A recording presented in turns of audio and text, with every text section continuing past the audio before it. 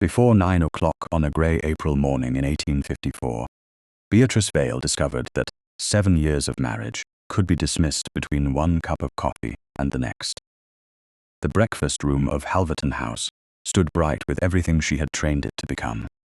Linen warmed before dawn, silver polished to a mirror shine, china set precisely 2 inches from the table's edge, coffee poured before his grace thought to ask, and the morning newspapers folded beside his plate in the order he preferred. Beyond the tall Mayfair windows, London moved beneath a thin mist, wheels passing over wet stones, vendors calling through the damp, life continuing with its usual indifference. Inside, Beatrice sat at the end of the table, with her hands folded near her untouched tea, and watched her husband read past every warning she had placed before him. The estate ledgers waited on the side table, tied with blue ribbon. She had left them there deliberately, because Edmund disliked disorder, and because the blue ribbon had always meant urgency in her household notes. He had not opened them. He had not even looked. Edmund Vale, Duke of Halverton, had returned from Hampshire the previous evening, with mud on his carriage wheels and fatigue, hidden beneath faultless tailoring. He was a man whom rooms obeyed. Footmen straightened when he passed. Clerks trembled over his signature. Tenants lowered their voices before his steward spoke his name. Even now, seated at breakfast, he seemed less like a guest in his own house than its final authority made flesh. Dark-haired, severe, and handsomely remote, he lifted his coffee as though it had appeared by law. "Hampshire was wet?" Beatrice asked. He turned a page of the newspaper. "Hampshire is often wet.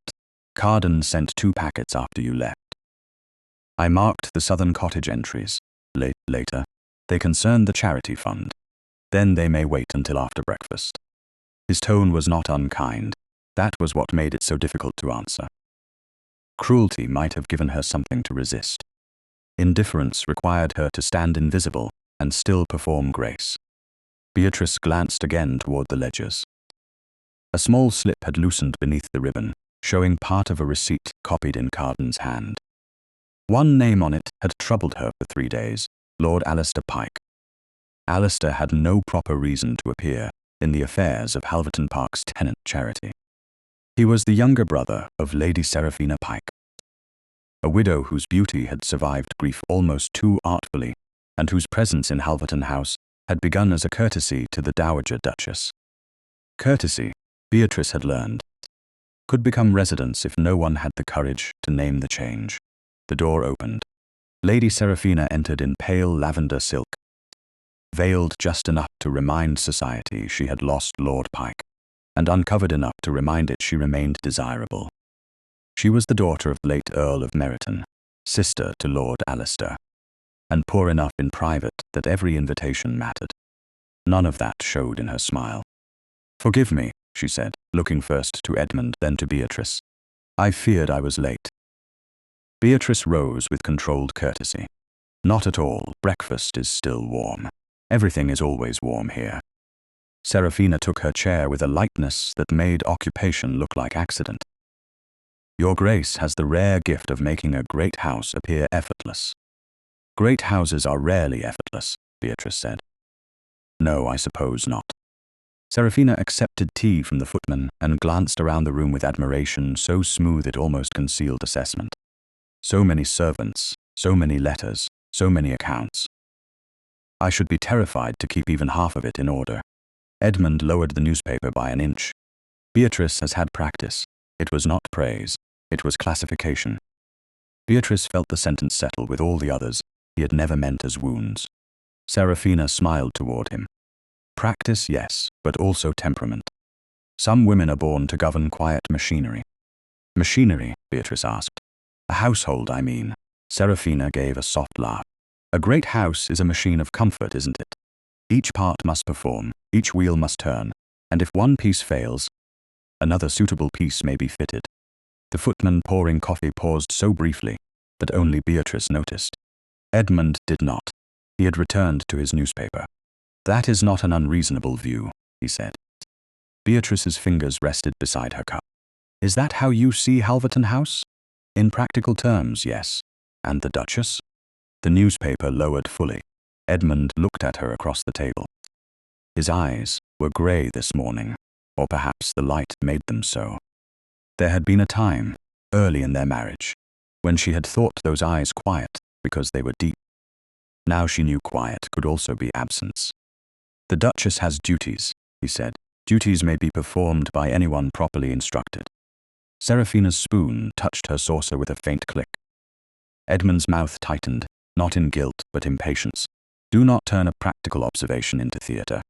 I am asking for accuracy. Then accuracy is simple. Household efficiency is not a mystery. Any competent woman could manage such matters if the system were sound." Beatrice heard the rain against the window. She heard the faint breath of the footman behind her chair.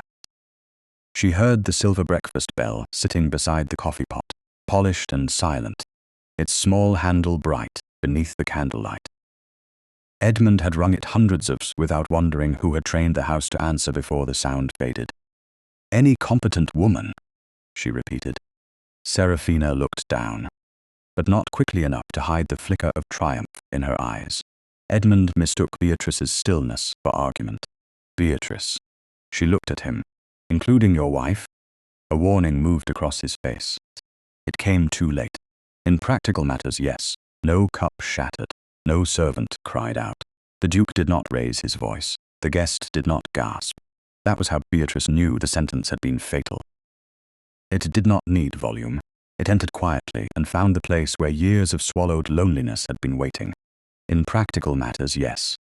Replaceable not by hatred, not by scandal, not even by another woman's beauty, but by competence, a system, a machine, a suitable part. Beatrice folded her napkin once, then again. Her hands did not tremble, which seemed a courtesy her body had decided to offer the room. "Then Halverton House is fortunate," she said. Edmund frowned. "In what regard?" "It appears to contain more suitable pieces than I knew." Seraphina lifted her cup. "I'm sure His Grace didn't mean to wound you." Beatrice turned her eyes to her. "Did he not? No husband means every careless word. No wife survives only the words he means." The silence that followed had edges. Edmund set down his newspaper. "This conversation has become unnecessary. Most honest conversations are declared unnecessary at the moment they become clear." His gaze sharpened. "You are tired. I am awake." Seraphina placed a hand lightly against her throat. "Perhaps I should withdraw." She did not move. Beatrice looked past her toward the side table again. The blue ribbon around the ledgers had slipped farther. The receipt beneath showed more now. "Transfer witnessed through Pike and Vale Subscription Committee." That phrase had not been in the original fund papers. It did not belong. Beatrice felt the shape of danger, faint but real, beneath the sharper ache of humiliation. Someone had touched what should not have been touched. Someone had entered her accounts while Edmund had been too certain to listen. "The ledgers," she said. Edmund exhaled. "After luncheon. You may wish to read the Southern Cottage entries before then." I said after luncheon. "Of course," she rose.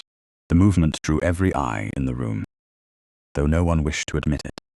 Edmund looked up, startled less by her leaving than by the composure with which she did it. "You have not eaten." "No." "Sit down, Beatrice."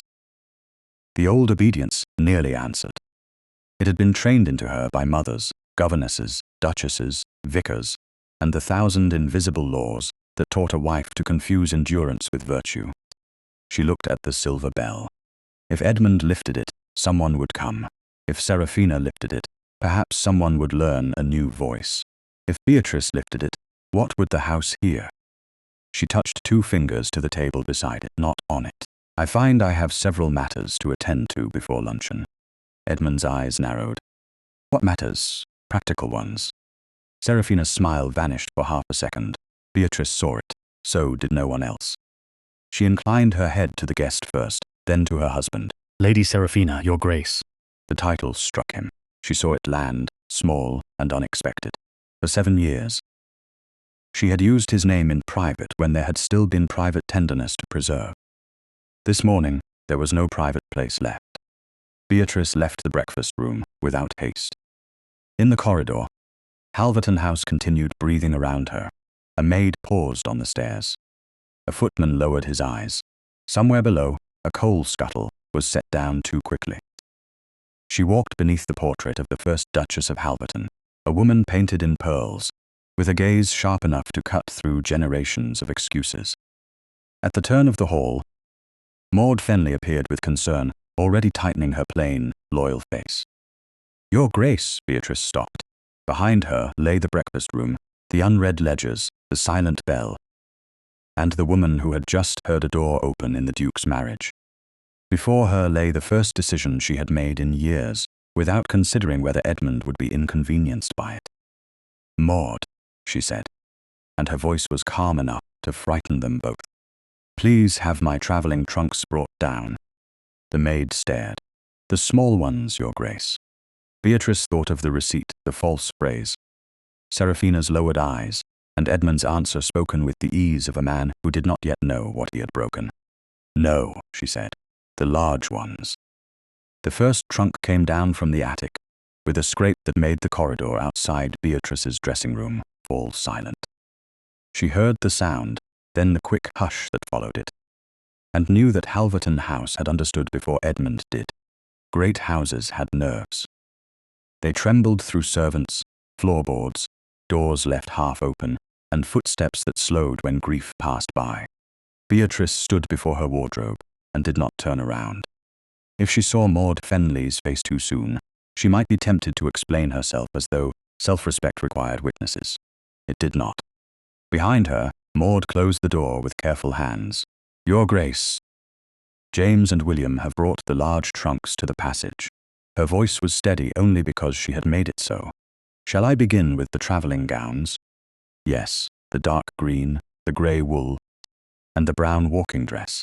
No ball gowns, no emeralds, the smaller jewel case only." Maud crossed to the wardrobe, then stopped. "Your Grace, forgive me, but are you certain?" Beatrice looked at the rows of gowns arranged by duty. Silk for dinners, muslin for charity mornings, dark velvet for formal calls, pale blue satin she had once worn because Edmund had said, years ago, that it made her look less solemn. That compliment had lived in her memory long after the man who spoke it had forgotten. "I am certain enough to pack," she said. "Certainty beyond that may arrive later." Maud turned, her eyes bright with distress. "Where will you go?" "To Mrs. Lydgate's house in Bloomsbury. Your aunt will receive you." "Of course she will. But a duchess, leaving her husband's roof, is not like a lady visiting a cousin after a quarrel." "I know." Beatrice took the ring of household keys from her waist. The metal was cool and heavy. A small empire of cupboards, linen presses, storerooms, still rooms, medicine chests, and servants' corridors. The Dowager Duchess had placed them in her hands 7 years earlier as if giving honor. Beatrice had been 19 then, young enough to mistake a burden for trust. "Please fold the grey cloak with the wool lining." Maud obeyed because she was loyal, but her mouth trembled. He shouldn't have said it. The plainness of the words struck harder than the breakfast had. Beatrice closed her fingers around the keys. No. Did he understand what he said? Beatrice thought of Edmund's face, impatient rather than cruel, certain rather than ashamed. That had been the final answer. "No," she said. "That is why I believed him." Maud pressed one hand to her apron. "Oh, my lady, do not cry. If you cry, I may have to be comforted, and I have no time for it." Maud gave a broken little breath that was almost a laugh. "I'm trying. Good. I require you practical." The word lay between them, sharp and unavoidable. Beatrice looked down at the keys and allowed herself one faint smile without joy. It appears practicality is still of use. She crossed to the satinwood writing desk near the window. It was smaller than the grand household desk below, but it was hers in the way few things in Halverton House had ever been hers. The wood bore a faint scar from a candle, burned too low during the first winter of her marriage. When she had waited past midnight for Edmund to return from a political dinner, and had believed waiting was a form of love that would someday be noticed. She unlocked the lower drawer and removed a narrow leather account book, 3 bundles of copied estate papers, Carden's letters from Hampshire, and the receipt slip bearing Lord Alistair Pike's name. Maud stared. "Those are not clothes." "No, are they dangerous?" Beatrice placed the papers beneath folded linen inside the traveling case. Only if someone wishes them hidden. Then we should send them to his grace. I left him the ledgers. He left them unopened. Maud's eyes hardened with a servant's restrained fury. Then take every scrap. Copies only. Originals remain where they belong. I will not let anyone say I stole from my husband's estate. You are his wife. This morning I learned that wifehood and employment may be confused when convenient. She said it calmly, but her hand paused over the account book. Inside its pages were small sums Edmund would never have missed, and Beatrice had never forgotten. A rent advanced for Mistress Davy in the southern cottage. Medicine for Mrs. Vale in Hampshire. A linen allowance quietly restored after a steward's clerk miscounted. Not charity in the grand public sense. Just care placed where neglect had made a gap. Beatrice slipped the book under the linen and closed the case. Then she sat and drew 3 sheets of paper toward her. The first letter is for Mrs. Rawlins. Maud came to stand behind her chair, silent. Beatrice wrote with clean precision. The household keys were to be kept by Mrs. Rawlins, the storerooms inspected as usual, the 2 maids with coughs excused from stair work, and no guest, however favoured by the dowager, given access to the Duchess's private desk. She paused, then added one line she had not planned. You have served this house with more loyalty than it has always deserved. She sanded the page and folded it. The second is for Carden, the steward at Halverton Park. Yes, Beatrice wrote faster now. No notice of removal was to proceed against Mistress Davy, or any tenant of the southern cottages, until the charity discrepancy was reviewed. All receipts connected to Lord Alistair Pike, or his agents, were to be copied and retained. No tenant was to be frightened by uncertainty that belonged to his betters. That sounds like you, Maud said softly. Then I hope he obeys. He will. They listen to you in Hampshire. Beatrice almost answered that her husband did not. She did not waste the breath. The third sheet remained blank longer than the others. Edmund's name stood at the top in her mind, but not yet on the page. Too much anger would make the letter easy to dismiss. Too much tenderness would make it a plea. Beatrice dipped the pen and began. Edmund, at breakfast this morning, you clarified a matter I have misunderstood for many years. I believed my duties were part of our marriage. You have explained that they are practical matters, and may be performed by any competent woman. I therefore remove myself from practical matters until I can understand whether anything remains between us that is not replaceable. The household keys are with Mrs. Rawlins. The estate ledgers are where I left them. The southern charity accounts require your attention, particularly any receipt bearing Lord Alistair Pike's name. I shall be with my aunt, Mrs. Lydgate, in Bloomsbury. I ask that you do not send for me as one summons a servant, Beatrice. She read it once. No tears came. Their absence felt less like strength than exhaustion. Will you leave your wedding ring? Maud asked. Beatrice looked at the gold band on her finger. It was plain, warm from her skin, and heavier than it had any right to be. No. I am leaving a house today, not yet a marriage. And if he comes after you, then he must decide whether he is pursuing his wife, his duchess, or his household manager. Maud nodded, though the answer frightened her. Beatrice rose and took the 3 letters. The corridor outside her rooms had filled with a silence, so careful it might as well have been a crowd. 2 footmen stood beside the trunks, eyes lowered. Mrs. Rawlins waited near the stair, pale and rigid in her black gown. Beatrice handed her the folded cloth containing the household keys and the letter. The housekeeper took them with both hands. Your Grace, you will manage. Yes, Your Grace, Mrs. Rawlins swallowed. But the house will know. Beatrice understood exactly what she meant. Halverton House would know the difference between obedience and care. Then let it learn. She walked to Edmund's study alone. The door was partly open. He was not inside. The newspapers from breakfast lay on his desk, along with the blue-tied ledgers he had still not opened. For one small, foolish second, Beatrice imagined him entering before she set the letter down. Imagined him seeing her with the papers in her hand, and finally asking the right question. He did not come. She placed the letter addressed to him on the center of the desk. Then she turned toward the side table, where the silver breakfast bell had been set after the meal. Someone had polished away every trace of use.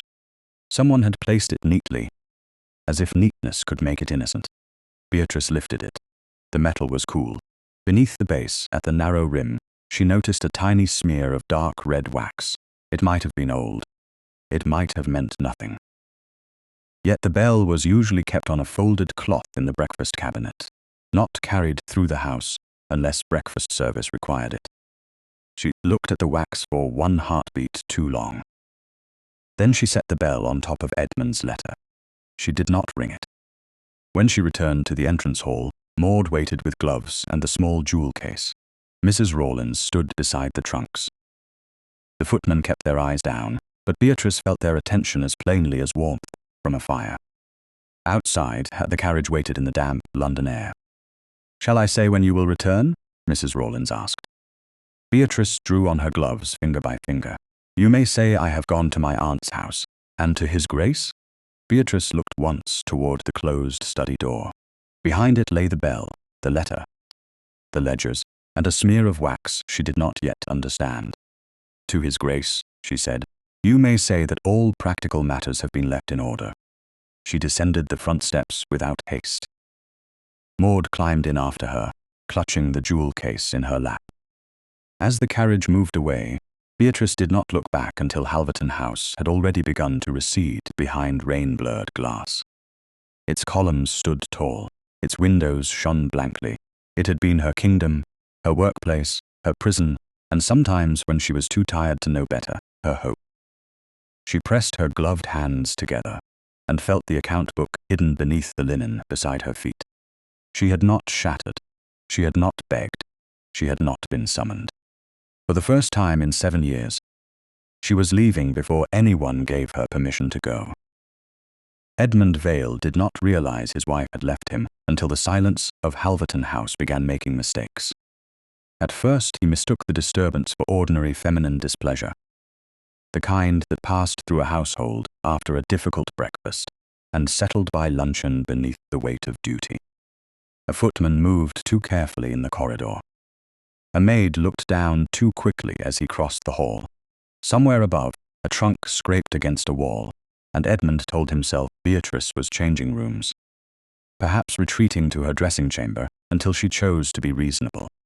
He disliked scenes, he disliked disorder.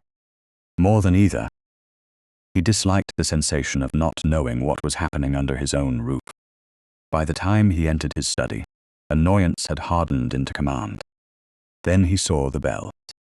It stood in the exact center of his desk, silver polished and silent, resting upon a folded letter addressed in Beatrice's hand. The morning newspapers lay beside it. The blue-tied ledgers sat unopened where she had left them, patient as an accusation. Edmund stopped just inside the door. The bell was no different from the one he had used for years. Yet placed there like that, upon his desk, and not beside his breakfast cup, it appeared to have changed allegiance. He crossed the room and lifted the letter. "Edmund," she had written, "not your grace." His fingers tightened before he read another line. He read the whole letter standing. Then he sat and read it again, because some part of him believed posture might alter meaning. It did not. "I therefore remove myself from practical matters until I can understand whether anything remains between us that is not replaceable." The sentence did not shout, it simply remained. Edmund stared at it until the words were no longer ink, but Beatrice's face across the breakfast table, composed in the instant after he had spoken too carelessly to retrieve himself. He heard again her question. "Including your wife?"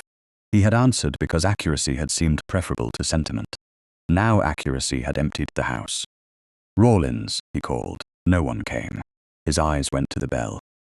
His hand moved toward it, then stopped before touching the handle. The pause angered him. He went to the door and opened it sharply. A footman stood in the corridor, pale with readiness. "Where is the Duchess?" Edmund asked. "Her Grace has gone out, your Grace." "Gone out where?" "To Mrs. Lydgate's residence in Bloomsbury, your Grace." "With Mrs. Fenley. When? A little before noon, your Grace." Edmund looked toward the hall clock. It was nearly 4. For more than 4 hours his wife had been gone, and the house had continued around her absence as though afraid to name it. Send Mrs. Rawlins. Yes, Your Grace. The housekeeper arrived within minutes, dressed in black, her expression composed by long discipline and some emotion she did not intend him to see. She curtsied. Your Grace. You allowed the Duchess to leave. Mrs. Rawlins's chin lifted a fraction. Her Grace gave her instructions. That is not an answer. No, Your Grace, it is the only answer I have. The sentence was careful. It was not submissive. Edmund's displeasure sharpened, then faltered because he recognized the shape of Beatrice in it. Not insolence. Backbone, trained by years beneath a quiet mistress. Where are the household keys? In my keeping, by Her Grace's order. And you considered that sufficient? Her Grace's orders have been sufficient in this house for 7 years. Silence struck the room. Mrs. Rawlins lowered her eyes at once, but the words could not be unspoken. Edmund should have reprimanded her. Instead, he felt something shift under his anger, something less certain and far less comfortable. Leave me. Yes, Your Grace. She moved toward the door, then paused. The steward's packet from Hampshire arrived after Her Grace's departure. She instructed that such letters be brought directly to you. Put it there. Mrs. Rawlins placed the packet beside the ledgers and withdrew. Edmund broke the seal. The letter was from Carden at Halverton Park, the handwriting brisk and strained. It concerned the southern cottages, a delayed charity disbursement, and Mistress Davy, a widow whose rent notice had been advanced through an agent with no proper authority. Edmund read the first page, then the second. On the attached receipt, beneath a notation, Beatrice had circled in careful ink, stood a name that did not belong. Lord Alistair Pike. Edmund leaned back slowly. Alistair Pike was a charming nuisance in most drawing rooms, a younger son of the late Earl of Meryton, a man known for clever debts and expensive promises. He should have had no hand in tenant charity money attached to the Vale estate. Edmund untied the blue ribbon from the ledgers. Beatrice's notes waited in the margins. Ask why Pike name appears. No tenant signature attached. Review before any notice of removal. Twice she had written urgent. Once she had written, this cannot be error alone. Edmund looked at the pages, and the first true discomfort of the day entered him. She had seen a pattern. She had placed it before him. He had reached for the newspaper. A knock came lightly. Lady Seraphina Pike entered before he gave leave, though she paused just inside as if the delay made the intrusion proper. Forgive me, Your Grace. Mrs. Rawlins said you were occupied, but the Dowager wonders whether dinner remains at 8. Her eyes moved to the desk. The bell, the letter, the open ledgers, the receipt. She was too skilled to stare, but Edmund had begun to notice skill as a form of concealment. Dinner remains at 8, he said. Of course, she stepped closer, her lavender gown whispering over the carpet. I do hope the Duchess is not unwell. The Duchess is with her aunt. In Bloomsbury, her concern bloomed beautifully. How sudden. Quite. I am sure she only needs rest. Some ladies endure strain so silently that one does not see it until they have quite overtaxed themselves. Edmund folded Carden's letter. My wife is not fragile. No, of course not. I didn't mean fragile. Seraphina lowered her voice. Only that a great house is a heavy burden. If the Dowager requires help while Her Grace is away, I would be glad to assist. Correspondence, dinner replies. Perhaps committee matters. I wouldn't presume. She had already presumed enough to name the duties she wanted. Mrs. Rawlins will manage the household. A housekeeper can manage servants. She cannot manage society. Seraphina gave a small apologetic laugh. Forgive me, that sounded dreadful. I only meant that some matters need a lady's hand. The Duchess has one. The softness left Seraphina's face for less than a second. Then it returned. Naturally, her gaze touched the ledgers again. I suppose she took little with her then? Edmund did not answer. Seraphina smiled as if to make the question harmless. Women often carry sentimental things when distressed. A jewel case, letters, a little book perhaps. Something to feel less alone. The phrase struck him. A little book. Beatrice had mentioned no such thing in her letter, only ledgers and accounts. Why would you say that? Serafina blinked. Say what? A little book, only a guess. I know widows who keep prayer books when troubled. I meant nothing. Did you? Her fingers tightened around her gloves. You seem determined to misunderstand me tonight. No, Edmund said. I am beginning to wonder whether I have misunderstood too little. The room cooled. Serafina curtsied with wounded grace. Then I shall leave you to your papers. She went out before the silence could expose more than she wished.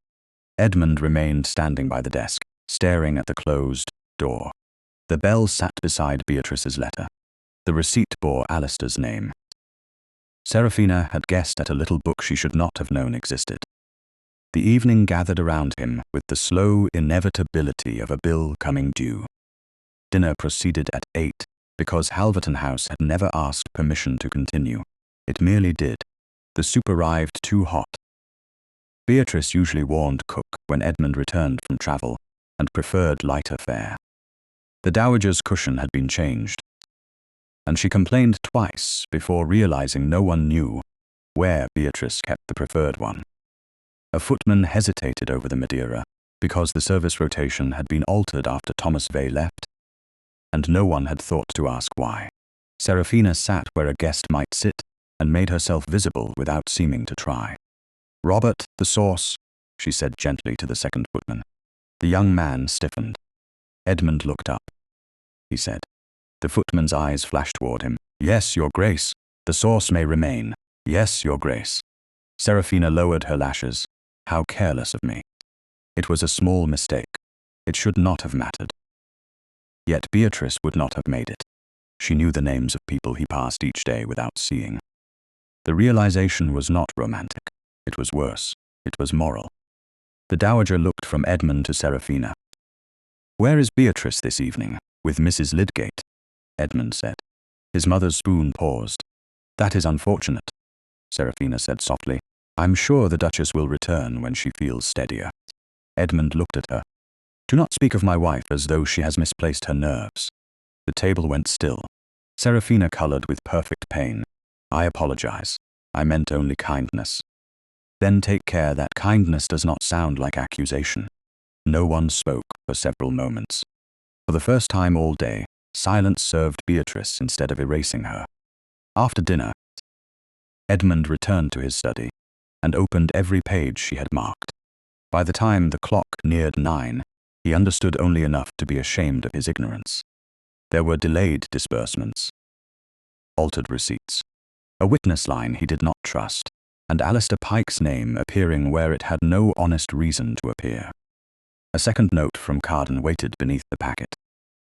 Mistress Davy has received notice of removal through an agent claiming authority connected to Lord Alistair Pike. Her Grace ordered no such action proceed until review. I await instruction. Edmund read it twice.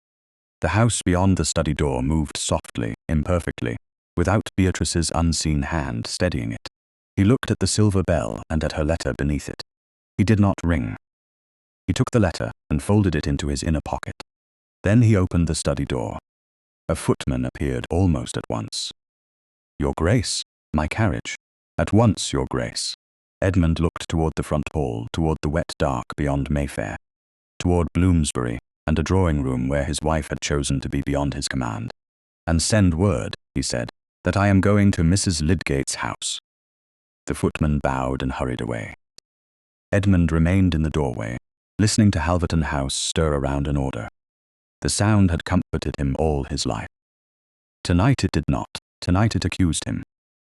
The carriage rolled east through London, as if Edmund's will alone could shorten the wet streets between Mayfair and Bloomsbury. Mist gathered in the lamps, turning each flame into a blurred gold circle above the slick stones. Inside, Edmund sat upright with Beatrice's letter in his inner pocket, and Carden's warning folded beside it, both papers pressing against him more sharply than any accusations spoken aloud. He had faced creditors, political opponents, angry tenants, and older dukes who believed emotion was a disease of lesser blood. None of them had made him feel as uncertain as the thought of knocking at the door of a modest Bloomsbury house and asking permission to see his own wife. Mrs. Honoria Lydgate's residence stood behind black railings on a quiet square, respectable rather than grand, with clean windows, a narrow fanlight, and no footman in ducal livery waiting to be impressed. Edmund stepped down before the carriage had fully settled. The mist touched his coat, but he did not feel the cold until his hand struck the knocker, and the sound carried through a house that did not belong to him. A maid opened the door, took in the carriage, his face, and his rank, then curtsied so quickly her candle trembled. "The Duke of Halverton," he said. "I am here to see her Grace." "Yes, your Grace, if you'll wait in the drawing-room." He almost said that he would not wait. The words rose out of habit and stopped at his teeth. He had told Beatrice not to make a scene. He had told himself that order mattered. Now, order required him to stand in a widow's hallway, while a maid decided where he might sit. "Very well," he said. The drawing-room was smaller than any chamber at Halverton House that bore the name, but it possessed a warmth his own rooms had lacked that evening. A coal fire burned with steady orange light. A work-basket stood beside a chair. 2 books lay open on a table, one face down, one marked with a ribbon. Near the window, Beatrice's gloves rested on a folded cloth, damp at the fingertips. Edmund looked at them too long. They were not abandoned. They were at rest. Mrs. Lydgate rose from the chair by the fire. She was a slender widow with silver threading her dark hair and a gaze that treated rank as something to be acknowledged, not worshipped. "Your Grace," she said, giving him a curtsy that fulfilled etiquette and denied comfort. "Mrs. Lydgate, I must speak with my wife." "That is understandable." She glanced toward the clock on the mantel. "It is not, however, a command that operates in my house." Edmund went still. "Madam, I have sent word upstairs. Beatrice will decide whether she receives you. She is the Duchess of Halverton. She remains so, even while sitting in my spare bedroom." The answer landed cleanly. Edmund looked toward the door, as though Beatrice might appear, because urgency had finally made him deserve it. She did not. Mrs. Lydgate resumed her seat, which forced him either to remain standing like an intruder or sit like a guest. He sat. The wait lasted perhaps 5 minutes. It had the weight of years. Then the door opened. Beatrice entered in the dark green travelling gown she had worn when she left, her hair simply arranged, her face pale but composed. She looked neither triumphant nor undone. She looked tired, and the sight struck him more severely than tears would have done. At Halverton House, she had seemed part of the building's order, always anticipating, arranging, answering. Here, she seemed separate from every room around her. She belonged first to herself. Edmund rose. "Beatrice, your Grace." The title held him at a distance that no locked door could have improved upon. Mrs. Lydgate took up her work-basket. "I shall be in the morning room. The door will remain open." "Thank you, Aunt," Beatrice said.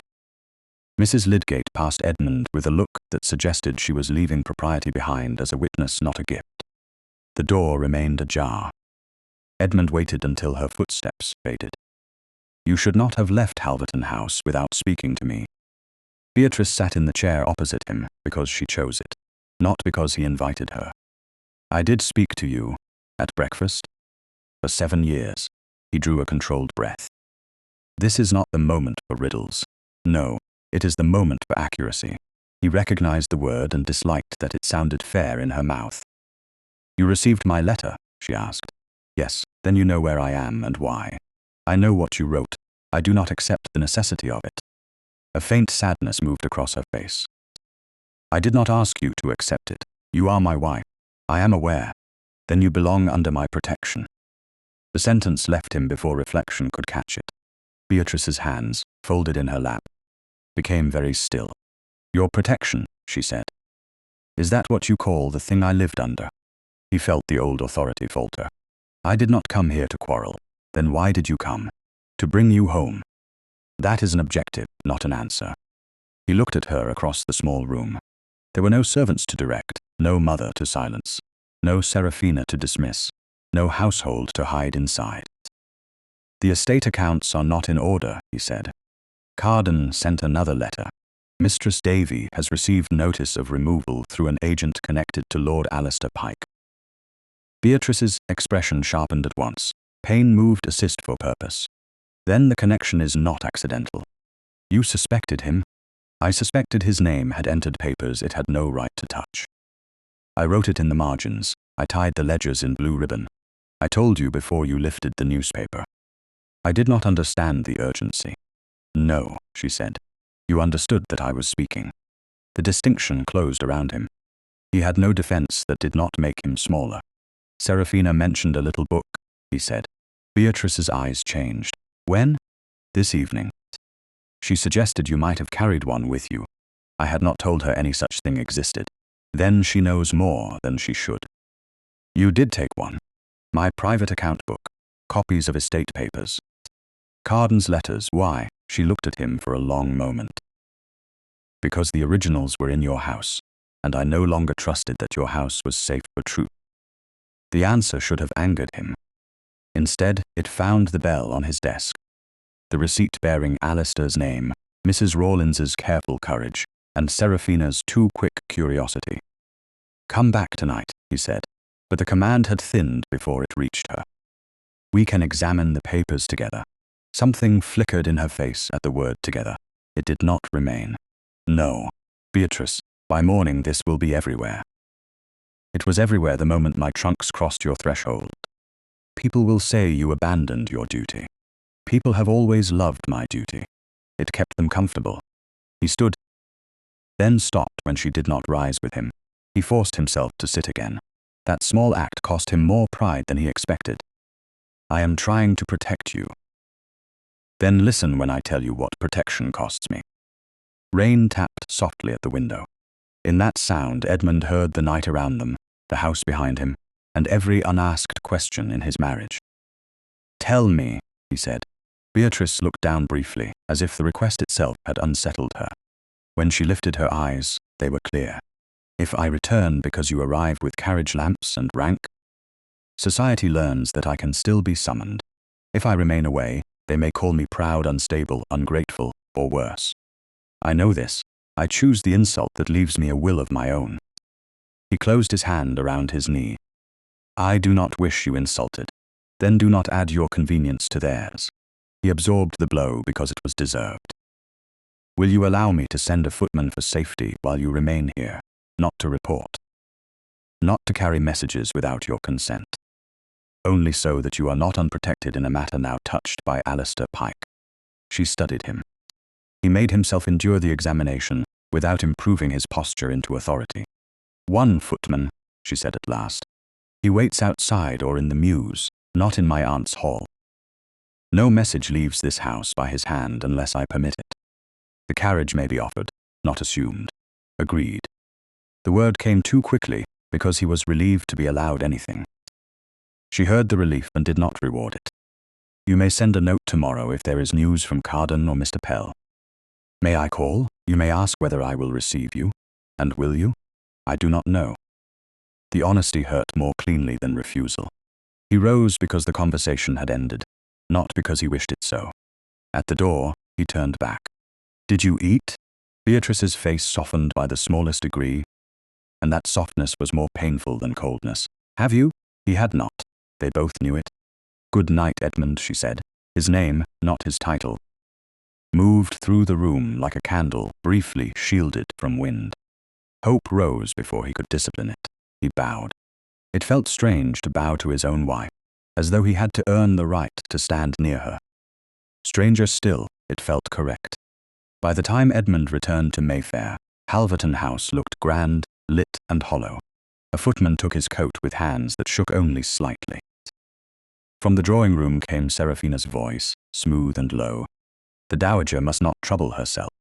I know precisely how her grace keeps the correspondence arranged. Edmund stopped. The door stood partly open. Inside, Serafina sat near Beatrice's writing desk, with several calling cards spread before her, and one drawer not quite closed. The dowager watched from the fire, anxious enough to mistake intrusion for help. Serafina looked up and smiled as if caught in an act of charity. Your Grace, I thought I might be of use. Edmund's gaze moved from her hand to the open drawer. He thought of Beatrice's question. Wife or household? He thought of the little book. He thought of the one footman he had been permitted to send, because, for the first time, permission had mattered. "Close the drawer," he said. Seraphina's smile faltered. "I beg your pardon, the drawer," Edmund said. "Close it." The dowager straightened. "Halverton, Lady Seraphina is only assisting." "No," he said, stepping fully into the room. "She is sitting where she has not been invited to sit." Seraphina's hand remained on the half-open drawer for one breath too long.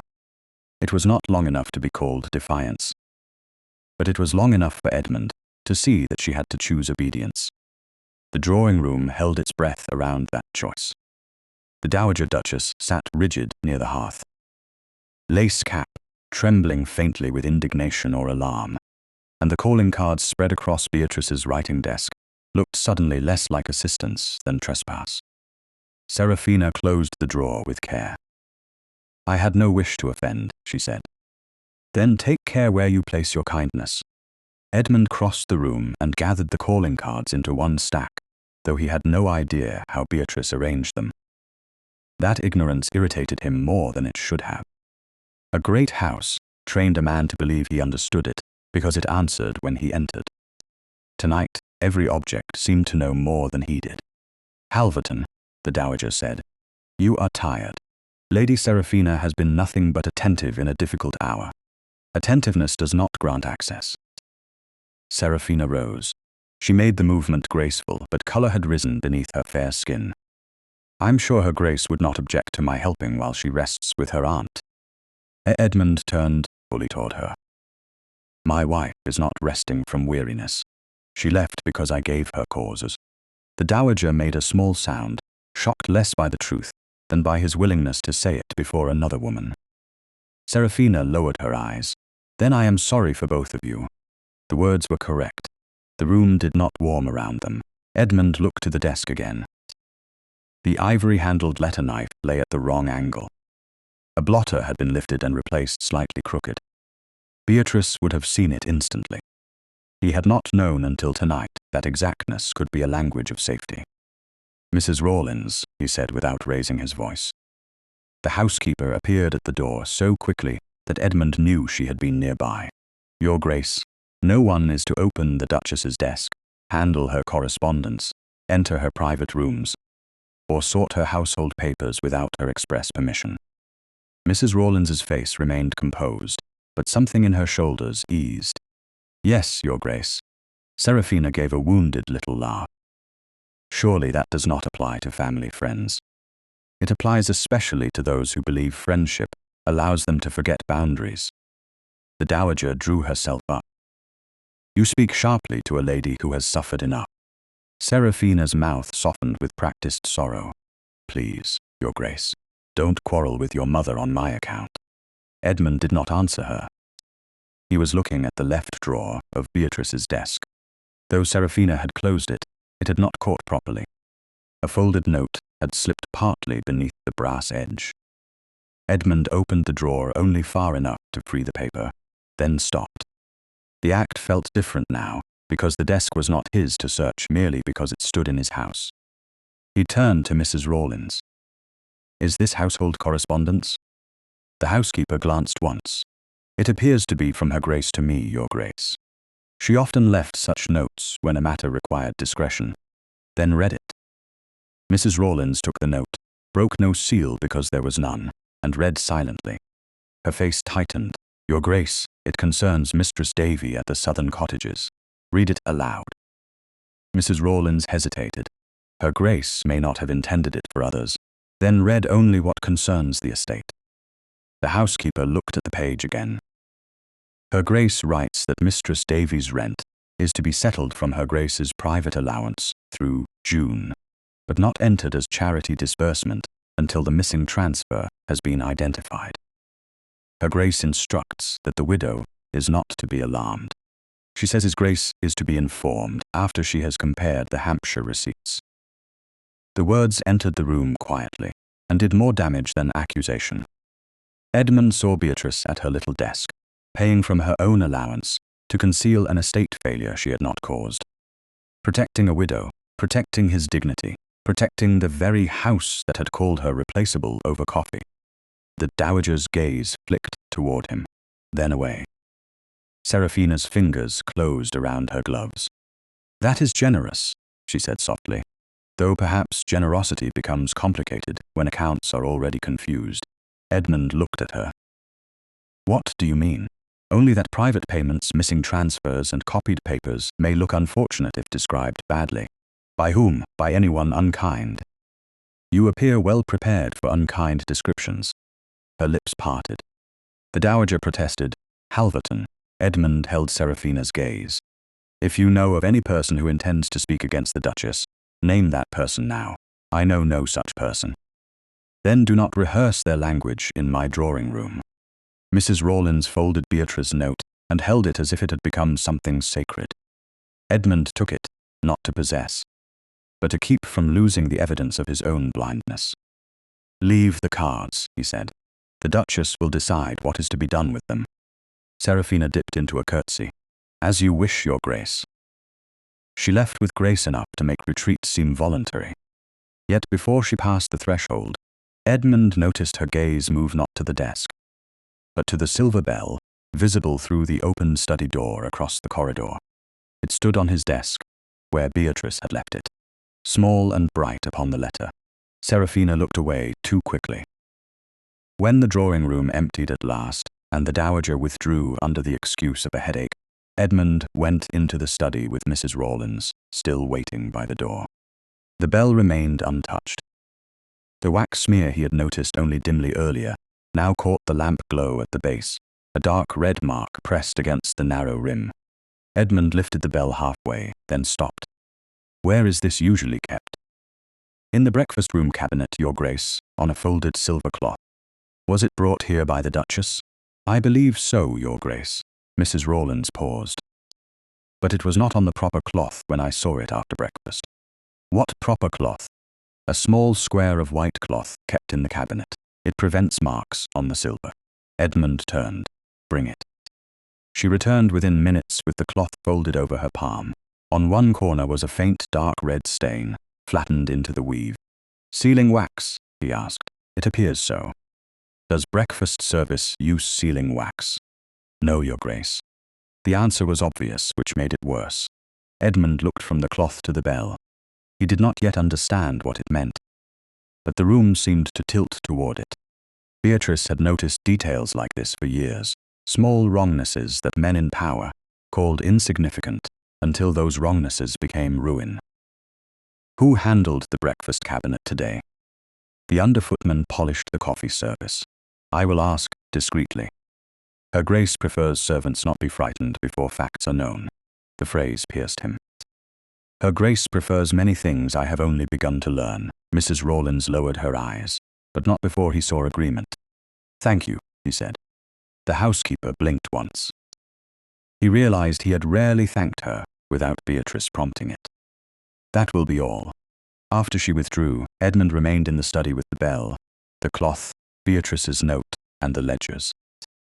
He opened the page marked with Alistair Pike's name again.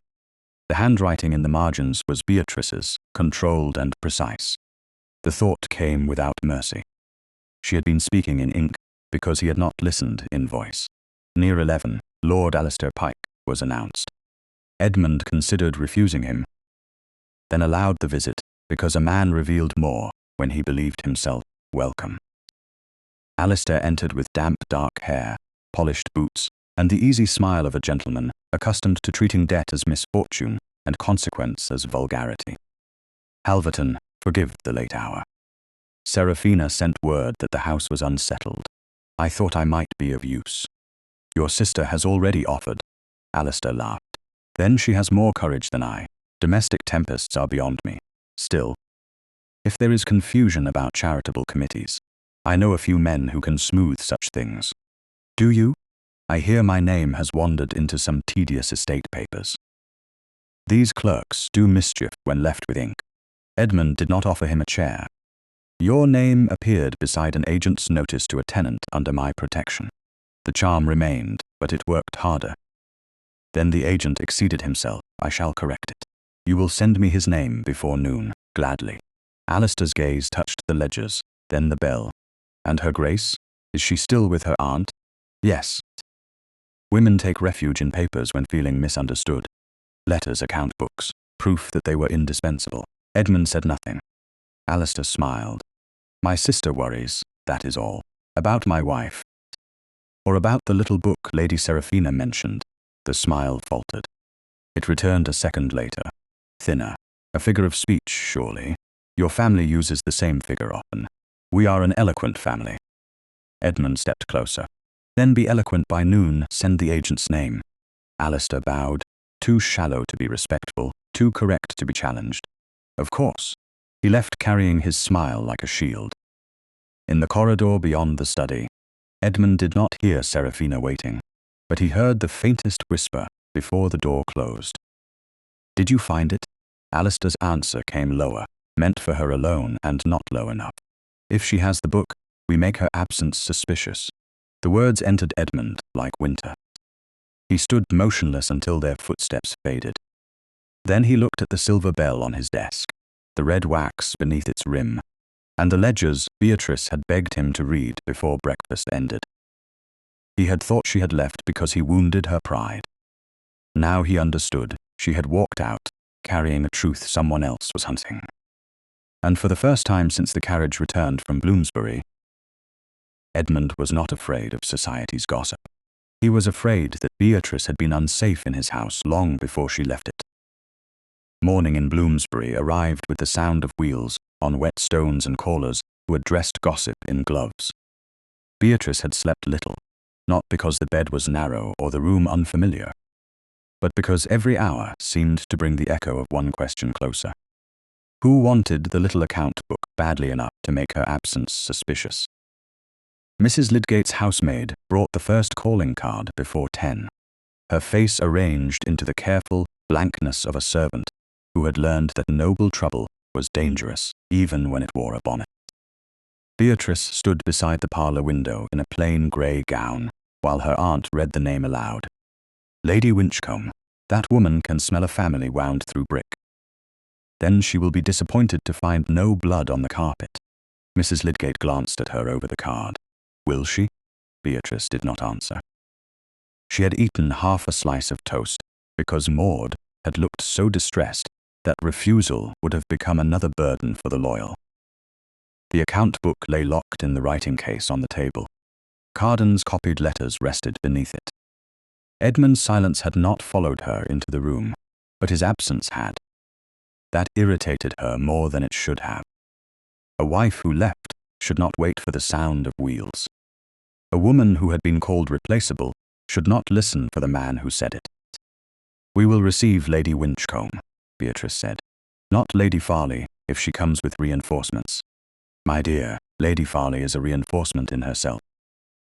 Lady Winchcombe entered with the softness of a woman approaching a sick room and the brightness of one entering a theatre. Her bonnet was trimmed in mourning violet, though no one had died in her family for years. Duchess, she said, taking both of Beatrice's hands before Beatrice could prevent it. How very brave of you to receive me. I was not aware courage was required before luncheon. In these difficult circumstances, one never knows what may help. Lady Winchcombe settled opposite her, eyes already measuring the room. Your aunt's house is charming, so quiet. One imagines quiet is exactly what you require. Mrs. Lydgate poured tea. Quiet is often preferable to company that arrives with theories. Lady Winchcombe laughed as though that were affection. Dear Mrs. Lydgate, still sharp as a paper knife, I came only from concern. London is so cruel when a lady leaves her husband's house suddenly. London is rarely cruel without volunteers, Beatrice said. Lady Winchcombe's smile thinned. Of course. Still, people will ask whether you were overwhelmed. A duchess carries so much. Committees, tenants, servants, expectations. Even the strongest woman may become unequal to the strain. I did not leave because I was unequal to strain. No, I left because I was tired of being mistaken for it. Lady Winchcombe blinked. Mrs. Lydgate hid her smile behind the teapot. I am relieved to hear you so composed, Lady Winchcombe said. Lady Seraphina spoke so kindly of you last evening. She said she hoped rest would restore you. Beatrice's hand tightened around her cup, then eased. How generous of Lady Seraphina to diagnose what she has not been asked to understand. She is a devoted friend to the family. To which part? I beg your pardon? The family name, the family comfort, or the family truth? Lady Winchcombe set down her cup without drinking. You must not let bitterness injure your dignity, Duchess. My dignity has survived worse than bitterness. A second card arrived before the first caller departed. The maid offered it to Mrs. Lydgate, who glanced at it and sighed with theatrical restraint. Lady Farley, I stand corrected. She has reinforced herself. Lady Winchcombe rose at once, either to escape or to gather report. At the threshold she paused. May I say you seemed well? Beatrice met her eyes. You may say you found me unavailable for misuse. The sentence followed Lady Winchcombe out of the room. Lady Farley came in on its heels, dressed in blue silk and sorrowful curiosity. She refused tea, which meant she did not plan to stay long enough to pretend civility. Duchess, I won't intrude. I came because some matters, if left unaddressed, become public before anyone intends it. That is often how women explain spreading them. Lady Farley's eyes sharpened. You are direct today. I have been indirect for years. It did not recommend itself. Mrs. Lydgate made a small approving sound from the tea table. Lady Farley ignored her. There are whispers about papers removed from Halverton House. The room changed. Beatrice felt Maud. Standing near the door with needlework she had no intention of sewing. Go still. Whispers are cowards, Beatrice said. They rarely sign their names. A dangerous answer, if someone does sign one. Then I shall read it. Lady Farley leaned forward. You must understand how this appears. You left after breakfast, carried records away, and refused His Grace's household. Lady Seraphina is trying to keep matters calm. But even she cannot protect you if society concludes that your judgment has been disturbed. There it was, dressed more plainly than before. Not merely pride. Not merely disobedience. Disturbed judgment, the softest cage. Beatrice placed her cup on its saucer. Do you mean to suggest I am dishonest or unwell? I suggest nothing. Then you have come a long way to say nothing. Lady Farley coloured. I came as a kindness. No, you came as a rehearsal. For what? For the story someone would prefer London to believe. The door opened before Lady Farley could answer. The maid stood there, pale, holding a folded note on a small tray. It bore no seal. No hand was named on the outside. Forgive me, madam, she said to Mrs. Lydgate. This was left by a boy at the servants' door. He ran before cook could question him. Mrs. Lydgate took the note, but Beatrice extended her hand. It is for me. How do you know? Because Lady Farley has just announced its arrival. The visitor went still. Beatrice opened the note. The handwriting was blocky, disguised, and ugly in its effort not to be known. Return the book, or Halverton will know what sort of duchess he married. For 1 second, the words seemed to remove the air from the room. Then, every detail returned with cruel sharpness. The ticking clock, the damp smell of gloves, Lady Farley's rigid posture, Maud's frightened breath, her aunt's hand closing around the arm of her chair. Beatrice folded the note once. There, she said quietly. At last. Something honest enough to threaten. Lady Farley rose. I know nothing of that. I did not accuse you of writing it. Your tone did. My tone has been blamed for a great many things my evidence has not yet reached. Lady Farley gathered her reticule. You would be wise to return to Halverton House before matters harden. I have found that hard things often reveal their shape. You may regret refusing help. Beatrice looked at her fully. I am not refusing help. I am refusing management. Lady Farley left without a curtsy, deep enough to be called graceful. Mrs. Lydgate waited until the front door closed before speaking. Well, that was brisk. Maud crossed the room. Your Grace. We should send for His Grace. No, but the note. The note is precisely why we shall not teach the writer that a threat sends me running back to the man whose house they used. Mrs. Lydgate leaned forward. Then what will you do? Beatrice looked toward the locked writing case. I will go to Mr. Pell, your family solicitor. Yes, he knows my father's settlements, the Halverton marriage articles, and enough of estate practice to know when a signature has been misused. Maud's eyes widened. You think they forged something? I think they want a book returned before Halverton knows what sort of duchess he married. That sounds less like gossip than preparation. Mrs. Lydgate rose. Then I will come with you. You dislike solicitors. I dislike most people. That is no obstacle. Before Beatrice could answer, the maid returned with a second note, this one sealed properly, and carried by a Halverton footman who had obeyed instructions and remained outside the gate. Beatrice recognized Edmund's hand. Her fingers hesitated, then broke the seal. Beatrice, I have written this morning to Lady Winchcombe, Lady Farley, and 2 other ladies, whose names came to me through my mother's drawing room. I stated that any speculation concerning your health, judgment, or conduct is an insult to the Duchess of Halverton and to Halverton House. Carden has been instructed to stay all tenant notices connected to the southern cottages. If you permit it, I will send any further news through your aunt's maid, not my footman. Edmund. Beatrice read it twice. There was no command, no request that she return, no phrase about duty. A defense of her name, yes, but not yet full understanding. He had protected the perimeter of her dignity without asking why the house had failed at its center. Still, it was a step taken in the right direction. Mrs. Lydgate watched her face. Useful, partly. That is more than I expected from him before noon. Beatrice folded Edmund's note separately from the threat. He is learning direction. We shall see whether he learns to walk. Maud brought Beatrice's bonnet and gloves. Should I pack the account book? Yes, beneath the grey shawl, and the threat, in my reticule. Mrs. Lydgate rang for her carriage, then looked toward the Rain Street window. If this is a trap, my dear, it is becoming larger. Beatrice slipped Edmund's note into her writing case, not because she trusted it completely, but because she wanted to remember the exact measure of the change. Then we must not stand in the middle of it, waiting to be described. Within half an hour, she was seated beside her aunt in the carriage. The locked account book wrapped in plain cloth at her feet, and the anonymous threat pressing against her palm through the reticule. London passed by in grey squares and wet iron railings. Behind her lay a house that had called her Replaceable. Ahead waited an office near Lincoln's Inn, where ink could wound as deeply as speech.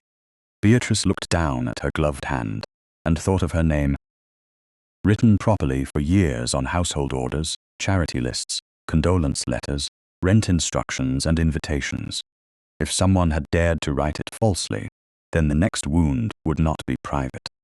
It would be public, legal, and meant to bury her beneath her own signature. Mr. Pell's office near Lincoln's Inn smelled of sealing wax, old paper, and rain carried in on wool. It was not a room designed for comfort, which Beatrice found almost reassuring.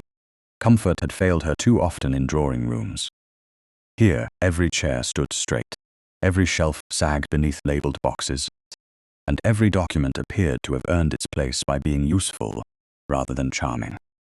Mr. Abel Pell rose from behind his desk when she entered with Mrs. Lydgate, his grey hair brushed flat, his black coat worn at the cuffs, his expression that of a man who trusted ink more than people, and people only when ink had forced them into clarity. "Your Grace," he said, bowing.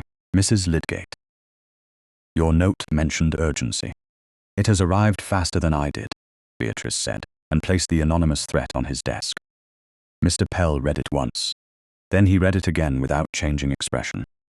"Return the book," he said. "A useful phrase. It presumes you know which book is meant." Beatrice unlocked the plain case Maud had carried inside and removed the narrow leather account book. Carden's copied letters, and the receipts marked from Halverton Park. "This one, I believe." Mrs. Lydgate took the chair nearest the door as if prepared to prevent the room from admitting fools. Mr. Pell gestured Beatrice to sit. "Tell me what you know, not what you fear." The instruction steadied her. Fear was a fog. Knowledge had edges. The southern cottages were due relief through the estate charity fund.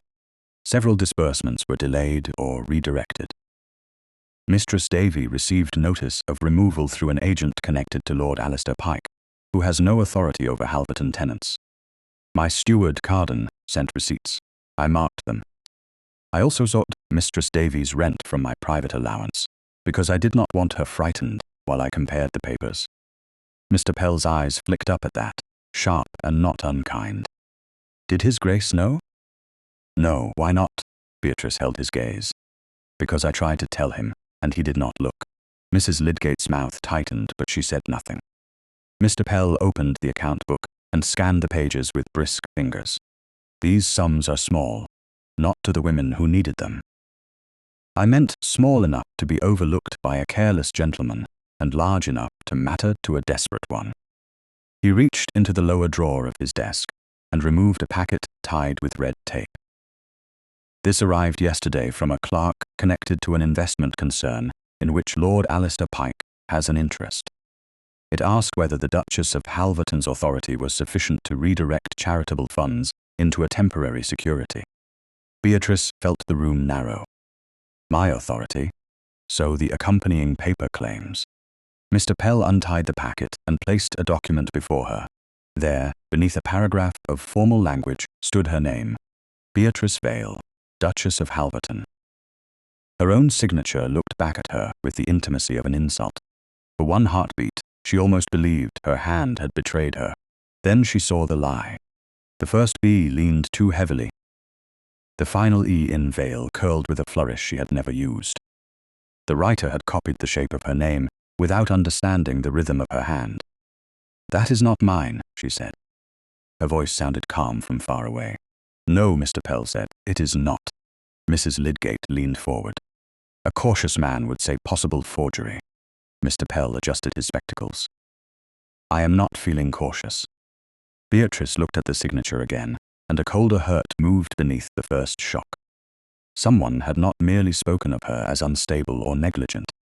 Someone had prepared to make her appear guilty in her own handwriting. Who witnessed it? She asked. Mr. Pell turned the page. Thomas Vey, former footman at Halverton House.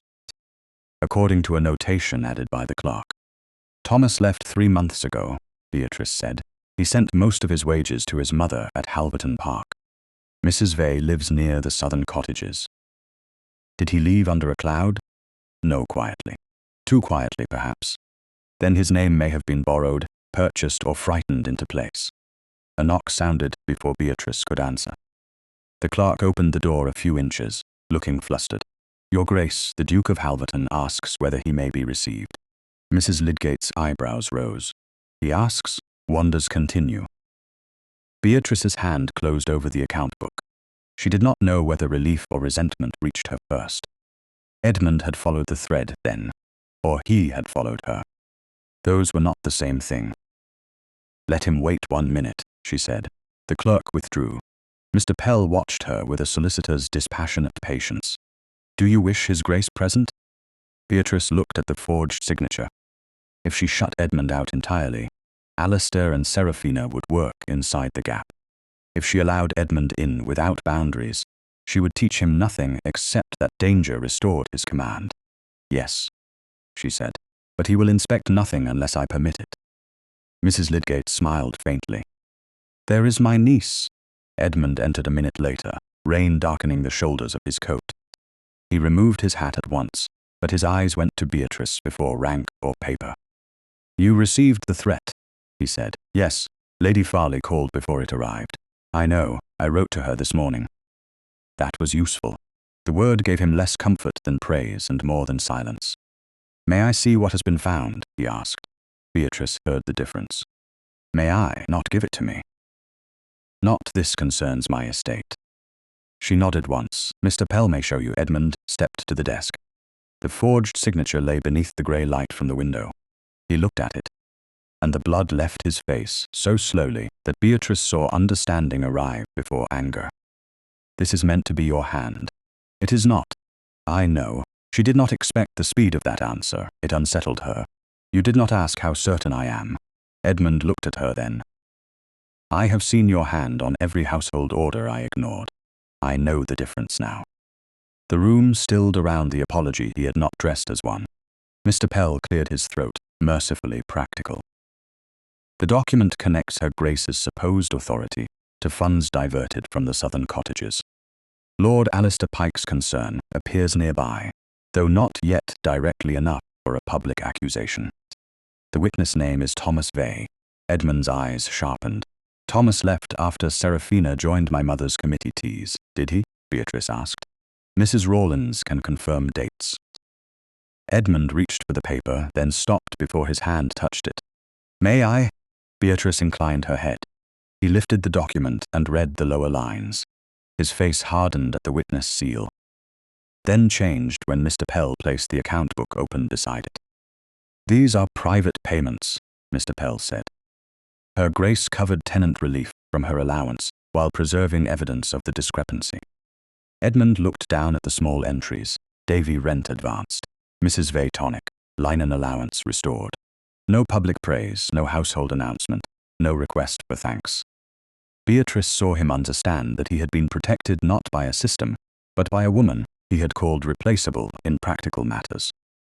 I did not know, he said. Beatrice's throat tightened. But she gave him the truth as cleanly as she could. No, you did not look. He closed his eyes briefly. When he opened them, he did not defend himself. What do you intend? The question was another small door opening. Beatrice did not step through it too quickly. First, Mr. Pell confirms the false signature and prevents any further transfer. Second, Carden keeps every tenant notice suspended and every receipt preserved. Third, Thomas Vale must be found quietly before Alistair can shape him into a witness against me. Edmund's jaw tightened at Alistair's name. I will go to him tonight. No, Beatrice, no, she repeated. If you confront Alistair now, he will vanish behind outrage. Seraphina will weep before your mother. Thomas will become whatever story they need him to be. Discipline will serve me better than temper. Mrs. Lydgate looked at Edmund with chilly interest, as if wondering whether a duke could survive instruction. Edmund folded the paper and placed it back on the desk. You ask patience from the wrong man.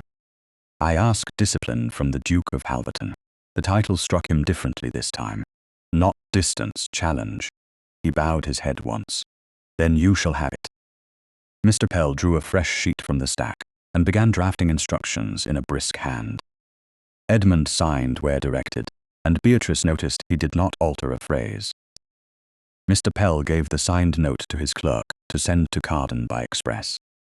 When the door closed again, the office felt smaller and more dangerous. The forged signature remained on the desk, so did the threat. Her name lay between them, one true in memory, one false in ink. Edmund looked at her across both. May I send word if Carden answers? Yes.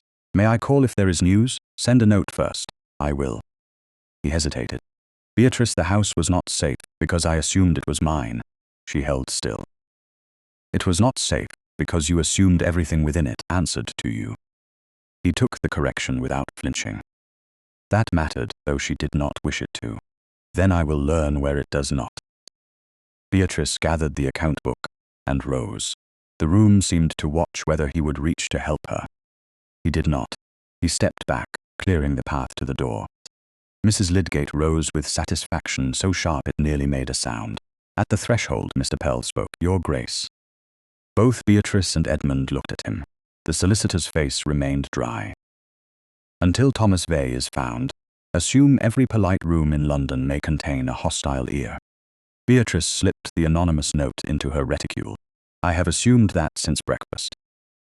Edmund's eyes met hers, and for one brief moment his attention did not feel like expectation. It felt like recognition. Then Beatrice turned and descended the narrow stairs toward the waiting carriage, carrying her account book, her forged name, and the knowledge that the next accusation would not come quietly. The invitation arrived on thick cream paper before the lamps were lit, carried by a Halverton footman who looked as if he would rather have borne news of a fire. Beatrice received it in Mrs. Lydgate's parlour, with the anonymous threat locked in her reticule and the false signature still alive behind her eyes.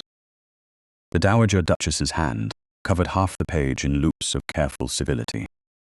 She requested the Duchess of Halverton's presence at dinner that evening at Halverton House in Mayfair, along with Mrs. Lydgate, so that recent misunderstandings might be addressed among family and a few trusted friends before careless gossip did lasting harm. Beatrice read the final phrase twice. Trusted friends. It meant witnesses. It meant a table dressed for judgment. Mrs. Lydgate took the invitation and made a sound as sharp as a pin snapping. This is not dinner. This is a net with soup. Yes. Then we decline. If I decline, they will say I fear the questions. They will say something either way. Beatrice looked toward the locked writing case where the account book rested beneath a shawl. Mr. Pell had kept the forged document. Edmund had signed the instructions to Carden. Thomas Vey remained missing. The second accusation was still waiting for a stage. Let them choose the room, Beatrice said. I will choose how I stand in it. Mrs. Lydgate studied her. You know they will not attack directly at first. Of course not. Polite people prefer to spill poison into tea and call it concern. Then I shall wear black silk. To mourn civility. To frighten fools. Beatrice almost smiled. She sent a note to Edmund, not asking whether he approved, only informing him that she would attend with her aunt and would answer no whisper, not put into accountable words. His reply came an hour later, brief and without command. I will not speak over you. If you raise your hand, I will stop. If you leave, my carriage will be offered, not assumed, Edmund. She folded the note and placed it separately from the threat. A promise in ink was not trust, but it was something that could be tested. That evening, the dining room of Halverton House in Mayfair blazed with the kind of brightness people use when they fear the truth prefers shadow. Candles stood in silver branches. Crystal caught and fractured the light. The long table had been set for 12, not for family. Beatrice understood the insult before anyone spoke. Lady Winchcombe was there. Lady Farley was there. Two family connections sat near the dowager with faces arranged into sympathy. Lady Seraphina Pike stood by the hearth in pale blue silk, delicate as mist and twice as difficult to grasp. Lord Alistair Pike lounged near the sideboard, handsome, bored, and alert in the eyes. Edmund stood at the end of the room. When Beatrice entered, announced with her full title intact, his gaze came to her at once.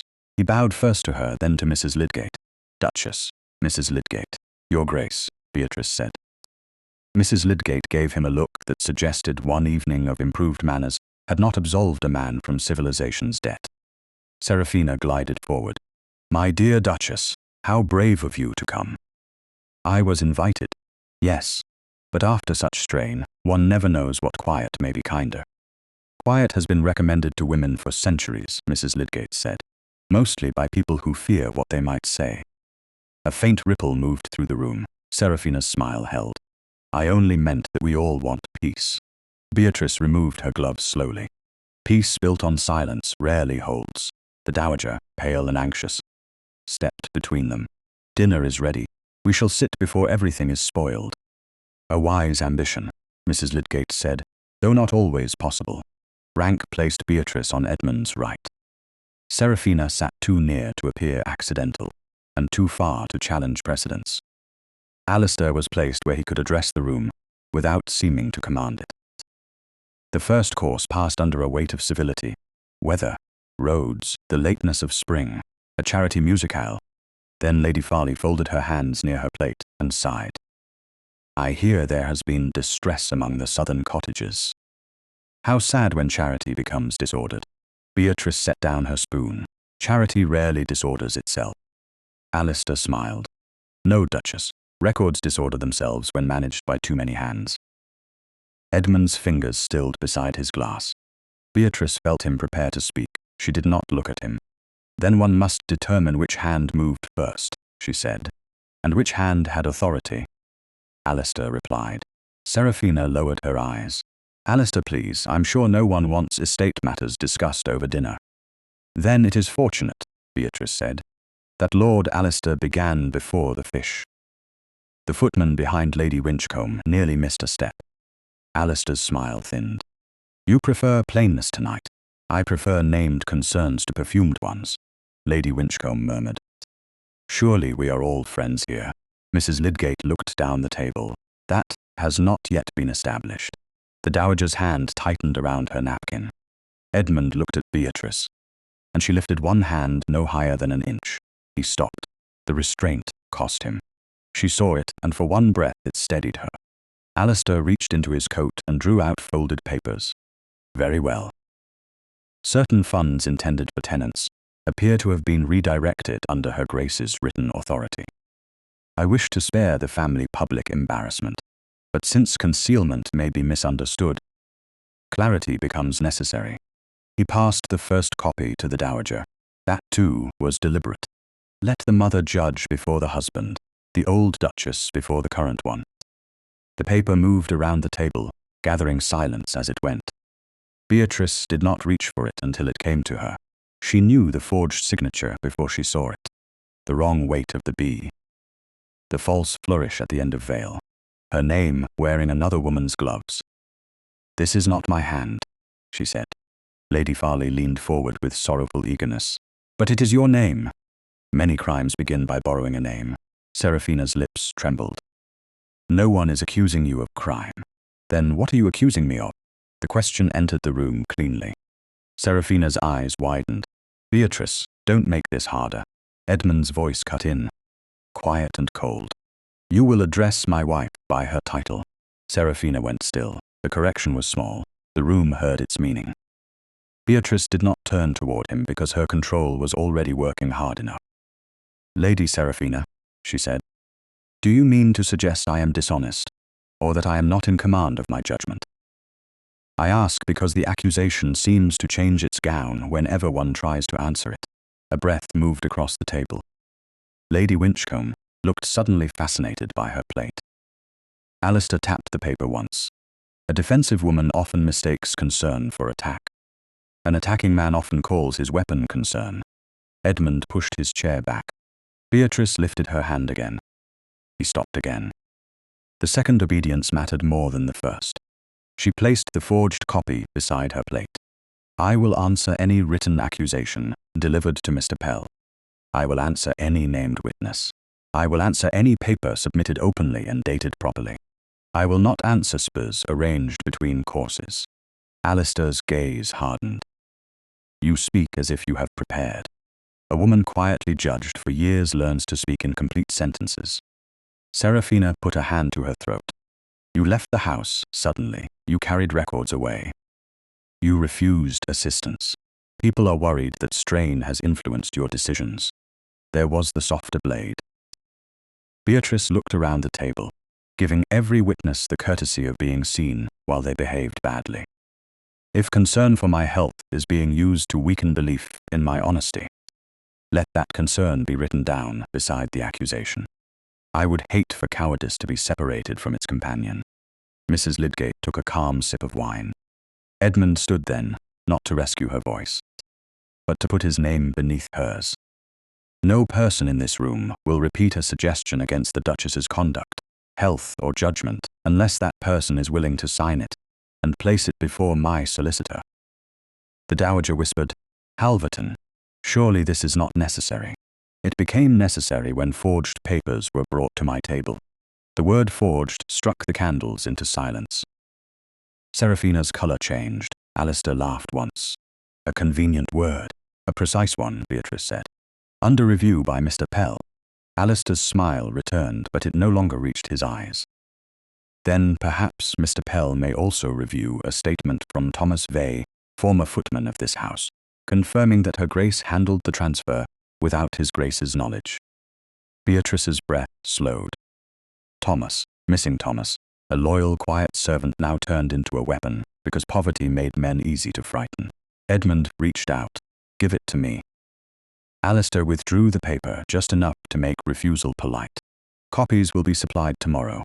Now." Edmund's voice did not rise. It did not need to. Seraphina touched her brother's sleeve. "Alistair, don't make this uglier." Beatrice turned to Edmund. "No," he looked at her, anger checked by confusion. "Beatrice, let him keep it tonight." "Why?" "A man who produces one paper at dinner and withholds another usually has prepared the next stage. We should learn where he intends to perform it." Understanding entered his face, reluctant and fierce. He lowered his hand. "As you wish. As you wish. Not as you command. Not very well." The words moved through Beatrice with dangerous softness. She could not afford them now. The Dowager had gone white. "I did not invite you here for this." Mrs. Lydgate set down her glass. "No, Your Grace. You invited her here so that this might happen politely." The silence afterward was absolute. Seraphina's expression cracked, then mended itself. Alistair folded the hidden paper and returned it to his coat. "I regret that the Duchess interprets concern so violently." Beatrice rose. Every gentleman followed. Concern asks whether a woman is safe. Attack asks whether she is sane enough to be believed. She turned to the Dowager. "I thank you for dinner. I will receive any formal question through Mr. Pell. Aunt, we have heard enough." Edmund stepped toward her and stopped before entering her path. "The carriage is available," he said. "If you choose it, my aunt's carriage is waiting. Then a footman may follow at a distance for safety, unless you object." She studied him. He had remembered the terms. He had offered, not arranged. "At a distance," she said. "No message carried from my aunt's house without my consent." "Agreed." Seraphina watched them, and for the first time that evening, fear showed plainly through her polished face. Not defeat, fear. Beatrice left the dining room with Mrs. Lydgate beside her, the forged copy still lying beside her untouched plate, like a lie that had failed to make her bow. Behind her, the candles continued to burn over faces that had gathered to witness her disgrace, and found instead that she knew how to name it. Outside, the night air was damp and cold. Beatrice drew one deep breath before entering the carriage. The scandal had begun. The second paper remained hidden. Thomas Vale was missing. But this time, she had not been silent inside the room meant to bury her. The Halverton footman followed Mrs. Lydgate's carriage at such a careful distance that his obedience became its own irritation. Beatrice saw the second pair of lamps whenever the road widened, never close enough to offend, never far enough to be forgotten. Mrs. Lydgate looked through the rear window and gave a dry little sound. "Your husband has learned distance by measurement, not yet by instinct." Beatrice leaned back against the carriage cushions, the night's damp still clinging to her gloves. "Measurement is more than he knew yesterday. That is not praise. No." The forged copy remained in Halverton House, lying beside the dinner plate she had abandoned. Alistair had kept the second paper naming Thomas Vale. That, more than the insult, kept her thoughts awake all the way back to Bloomsbury. A missing servant could be frightened into usefulness. A mother in a cottage could be made leverage. A false signature could become more believable if a frightened man supplied a frightened lie. At Mrs. Lydgate's house, Beatrice gave strict instruction that the Halverton footman was to wait by the mews, not the front steps, and that no message was to leave without her consent. She had barely removed her cloak when Edmund's note arrived by her aunt's maid, not his servant. The improvement was exact enough to be deliberate. Beatrice, Thomas Vale remains unfound. Carden reports pressure upon his mother's cottage. Mr. Pell believes Alistair may attempt to force the matter publicly within a day. Halverton House has papers, witnesses, and access to Carden's replies. "I have prepared your sitting room, ordered a discreet guard, and arranged for all messages to come through me, so that you may be safe while we proceed. If you return tomorrow, you will be under my protection, Edmund." Beatrice read it once, then once more. Mrs. Lydgate, watching her face, extended a hand for the paper. Beatrice gave it to her. Her aunt's mouth tightened. "He has wrapped a command in improved stationery." "Yes. Will you refuse?" Beatrice walked to the window. Across the square, rain gathered on the iron railings. Somewhere beyond London, Mrs. Vale might already be sitting awake in a cottage, listening for steps that meant she must leave the only shelter she had. "No, I will go." Mrs. Lydgate lowered the note. "Because he asks, because Thomas's name is being used, and because Halverton House may still contain what Alistair fears. Then make him understand the difference. I intend to." By 10 the next morning, Beatrice entered Halverton House with Mrs. Lydgate beside her, Maud behind her, and a resolve so quiet it seemed to make the marble hall colder. Edmund stood at the foot of the staircase, as if he had chosen not to wait in his study. Behind him, however, the house had already been arranged around her return. A footman stood at the inner door. Another waited near the corridor. Her sitting room door stood open above the stairs. A maid carried fresh coal in that direction. Mrs. Rawlins watched from a careful distance, face pale with loyalty and discomfort. Edmund bowed. Duchess. Mrs. Lydgate, thank you for coming. Beatrice did not remove her gloves. I came because Thomas Vale's name has been placed in danger. I know. Do you? His eyes narrowed slightly, not in anger but in warning to himself. Tell me. She looked past him to the footman waiting by the corridor. Have you already stationed men at my rooms? For your safety, have you directed that messages pass through you? His face changed. Until we know who can be trusted. Have you prepared where I am to sit, who is to guard me, how letters are to reach me, and under whose roof I shall be safest? Mrs. Lydgate inhaled softly. Edmund heard the trap too late. Beatrice, Alistair has forged your name and holds a statement from a missing servant. This is not ordinary pride. No, it is not. Her voice remained even. That is why it matters that you have arranged me like part of the evidence. The hall went utterly still. Edmund looked toward Mrs. Rawlins, then back to Beatrice, as though seeing the arrangement through her eyes at last. Servants placed, doors prepared, choices made before she crossed the threshold. I meant to protect you. You have changed the room, Edmund. Not yet the habit. The words struck him visibly. Beatrice felt the old ache rise, not wild, not broken, but tired of being explained to the man who had helped create it. Yesterday you heard me before guests. Last night you offered a carriage instead of assuming it. This morning you decided again before asking. The danger is real. So is the cage when it is built of concern. He took one step toward her, then stopped. Do you wish to return to Bloomsbury? At this moment, yes. His face went pale. It was not theatrical. That made it harder to watch. He turned at once to the footman near the door. No one is to stand outside Her Grace's rooms. No message is to be intercepted, opened, delayed, carried, or answered in Her Grace's name. No carriage is to be ordered unless Her Grace asks for it. Mrs. Rawlins, the sitting room is hers if she chooses it, not because I have prepared it. Mrs. Rawlins curtsied. Yes, Your Grace. Edmund looked at the other servants. Leave us. The hall emptied with astonishing speed. He did not appear relieved by being obeyed. He looked ashamed of how quickly the house had been ready to turn his anxiety into law. When they were nearly alone, he faced Beatrice again. You may return to your aunt now. You may remain here. You may direct the inquiry from the study, your sitting room, the drawing room, or Mr. Pell's office. I will send for no one, prevent no letter, and place no man near you without your consent. His voice roughened. I am sorry I made shelter feel like another locked door. The apology did not repair the wound. It did something more useful. It named it correctly. Beatrice drew one slow breath. I will remain until Mr. Pell has examined the papers and Carden's next message arrives. Edmund nodded once. After that, I decide again, agreed. Mrs. Lydgate looked from one to the other, then said, Progress should not be mistaken for absolution, Halverton.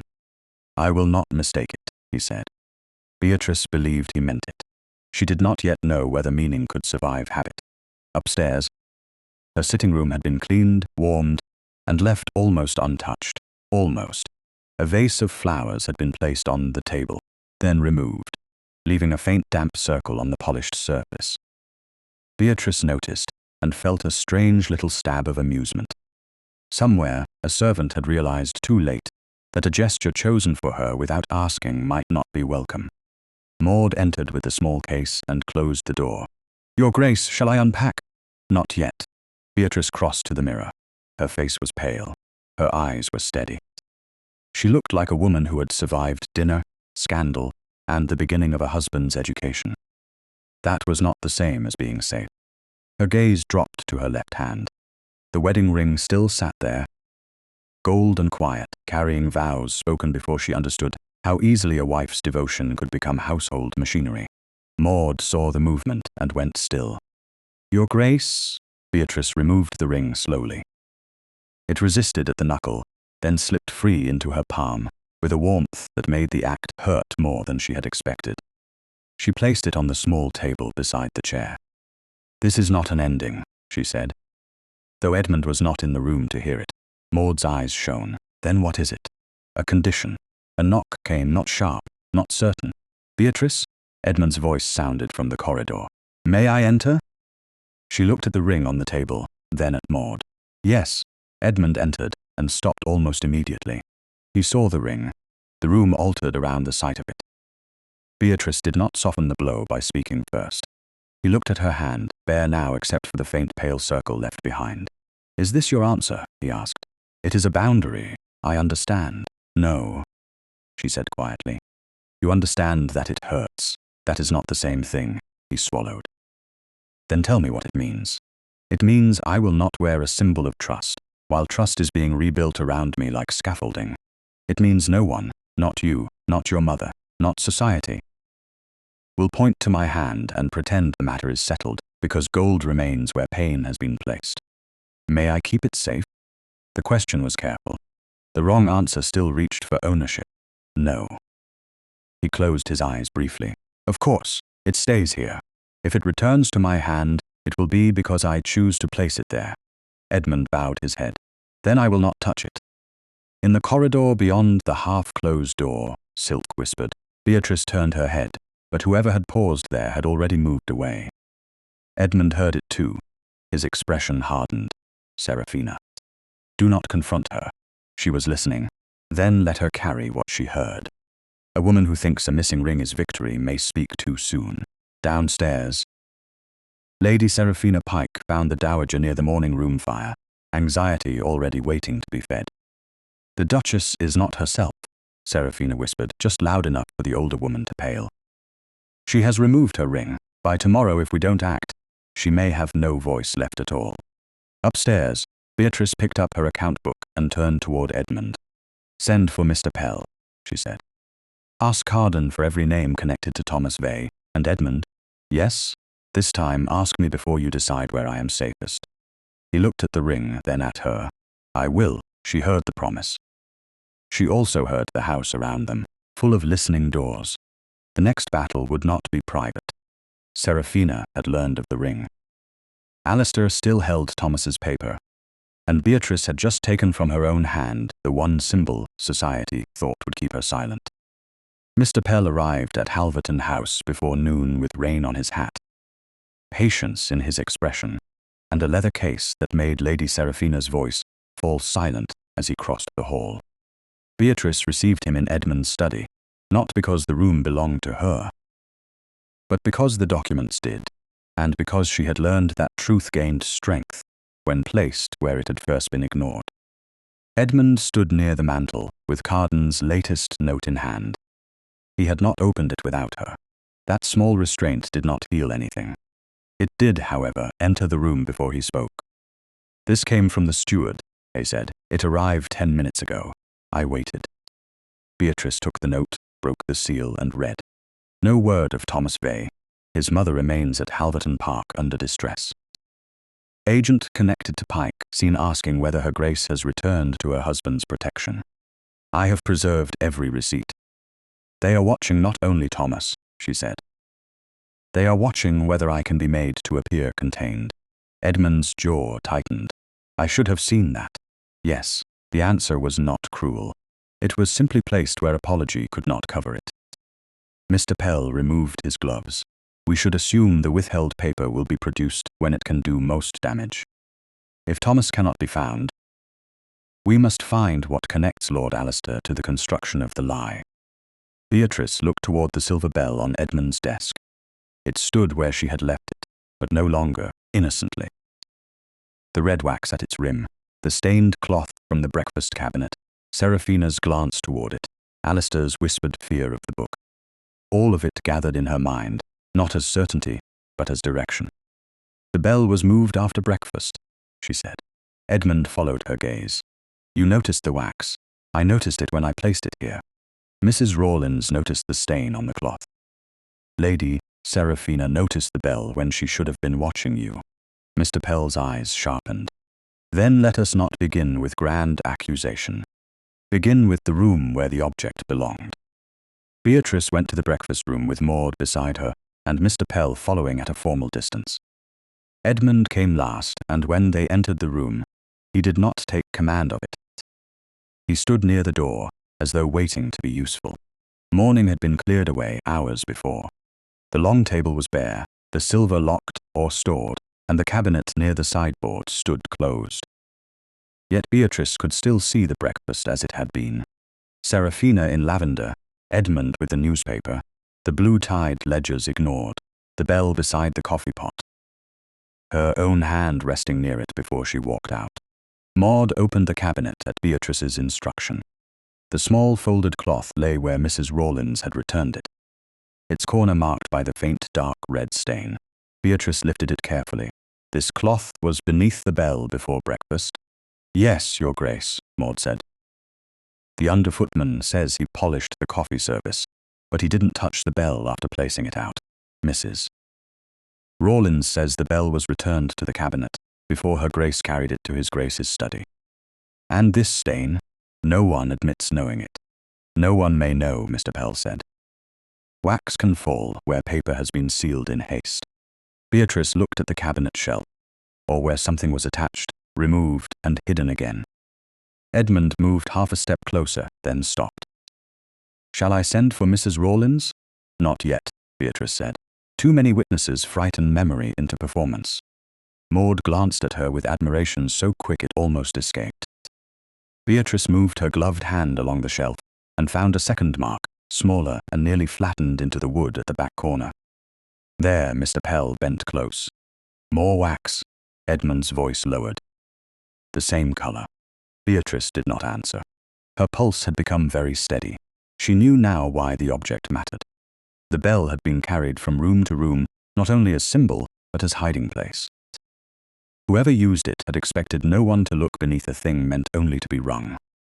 We returned to the study, she said. No one questioned her. In Edmund's study, the bell waited on the desk in the grey light. Beatrice closed the door herself, leaving Mrs. Lydgate, who had joined them in the corridor, seated like a sentinel just outside. Maud remained near the wall. Mr. Pell opened his case and laid out a small penknife, a clean sheet, and a folded cloth. Edmund stood beside the desk, hands at his sides, his face controlled by effort. Beatrice looked at him. No one touches it until Mr. Pell observes. Of course. The words came at once, but not impatiently. Mr. Pell adjusted his spectacles.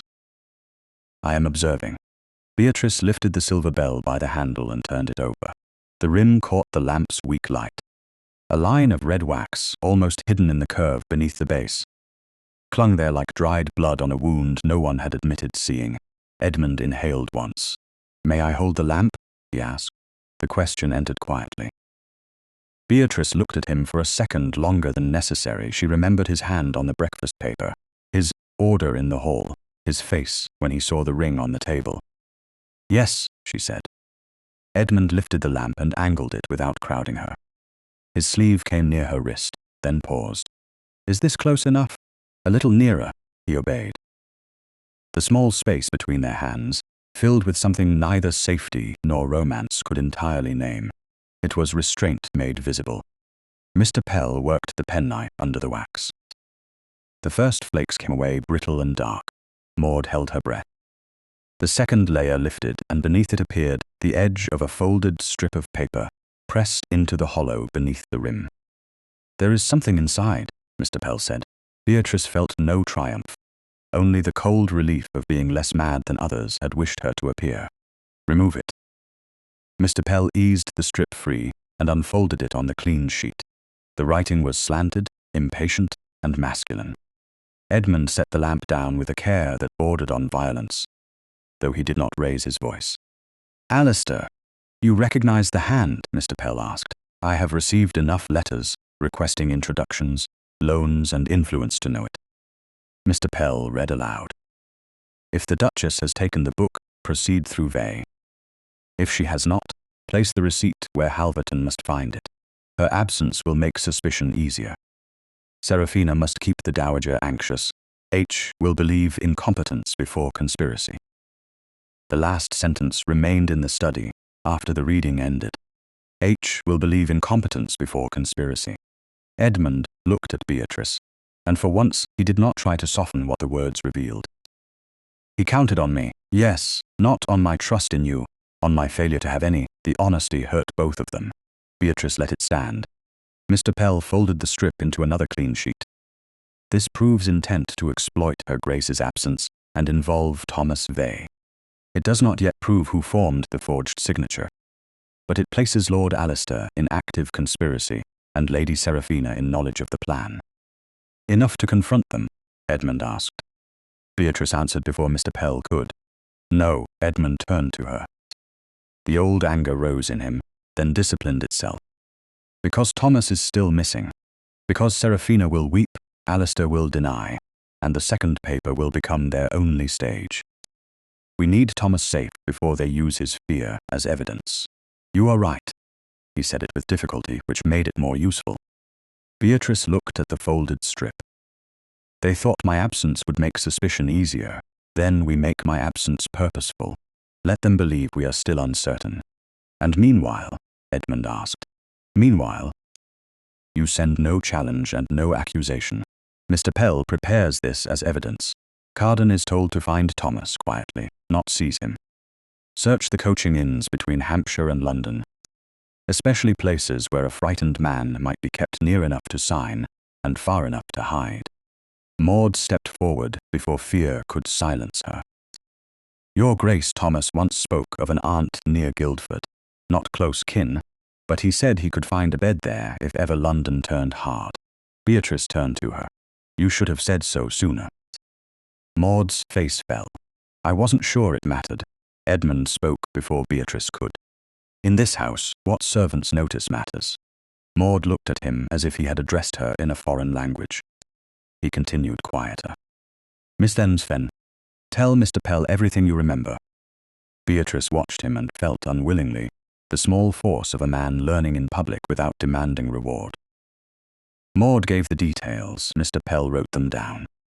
Edmund drafted a message to Carden under Beatrice's direction, and when he finished, he pushed it toward her before sealing it. Will this do? She read it. It did not command Thomas to be brought to him.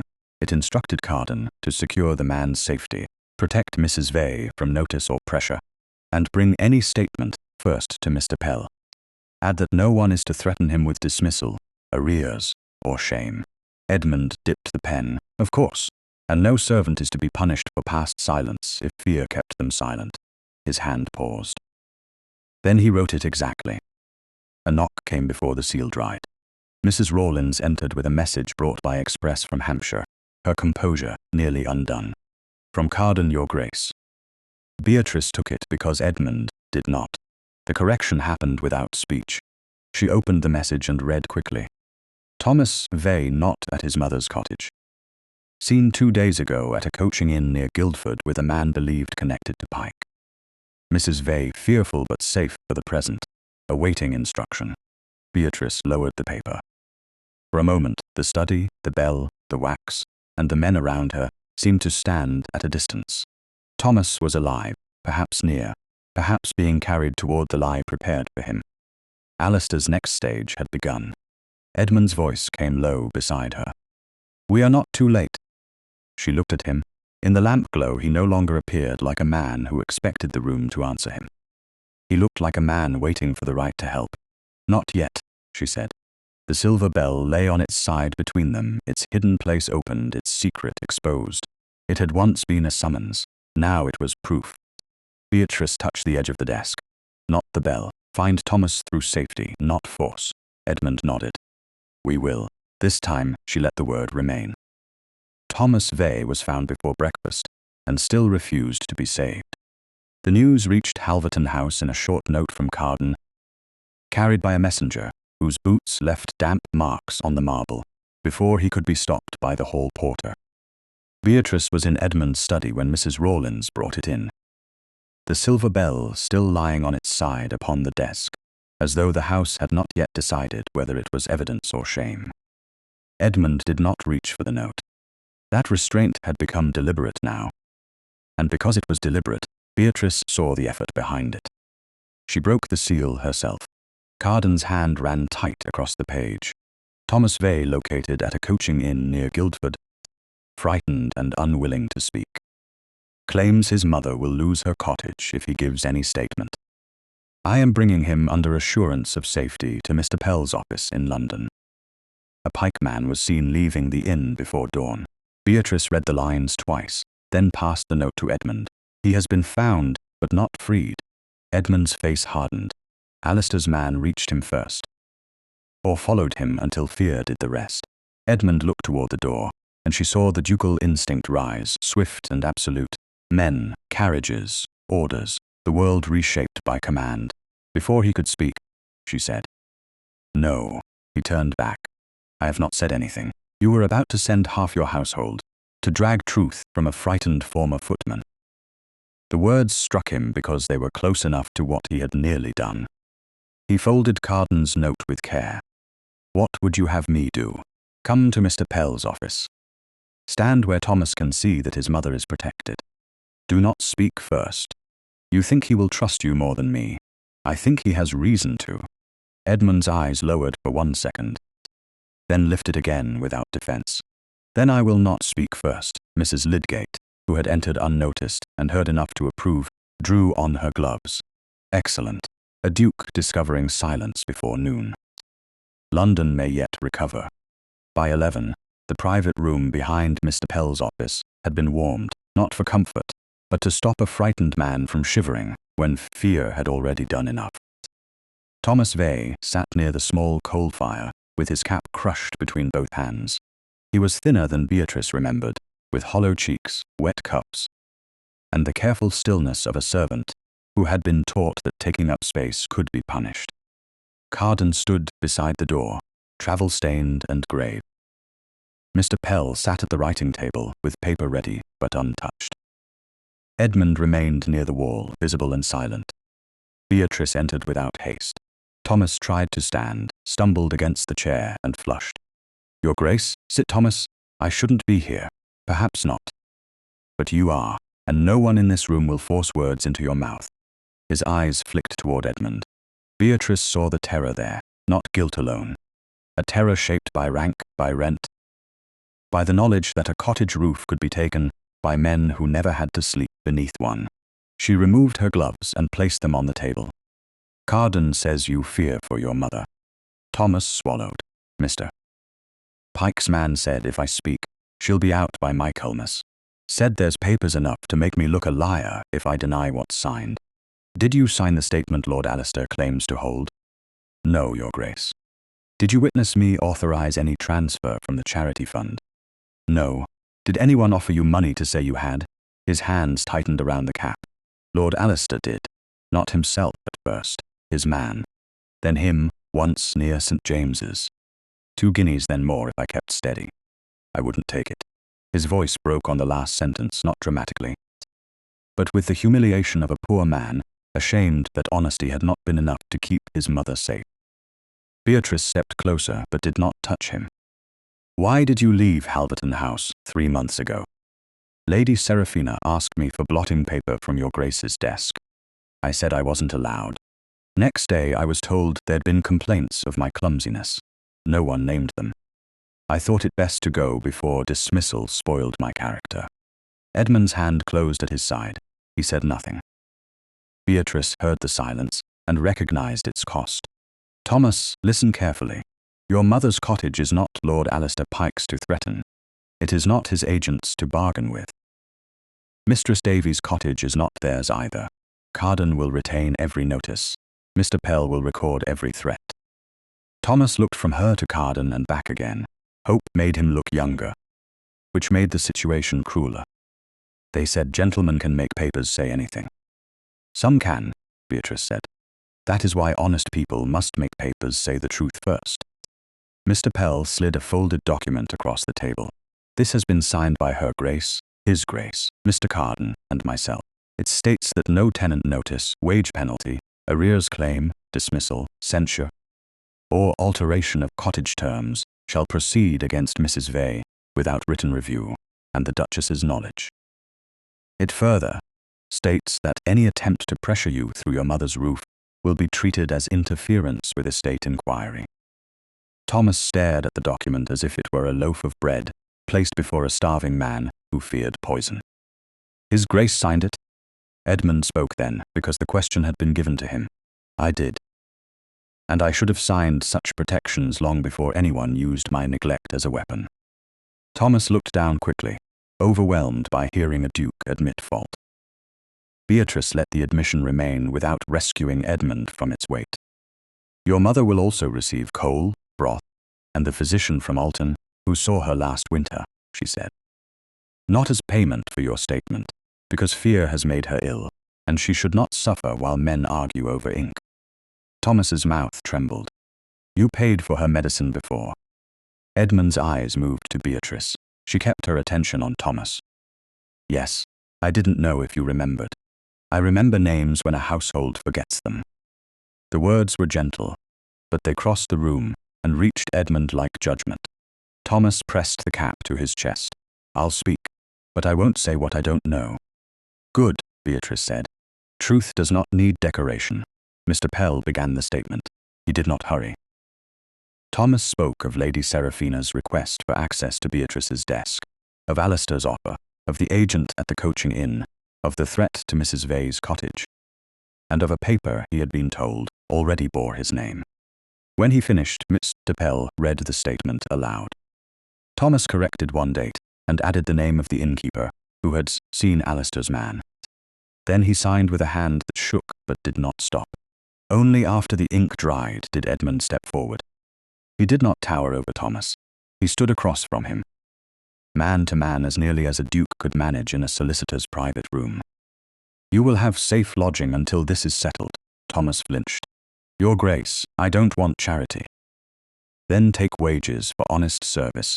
Mr. Pell will require someone to carry sealed notes between this office and Carden for a few days.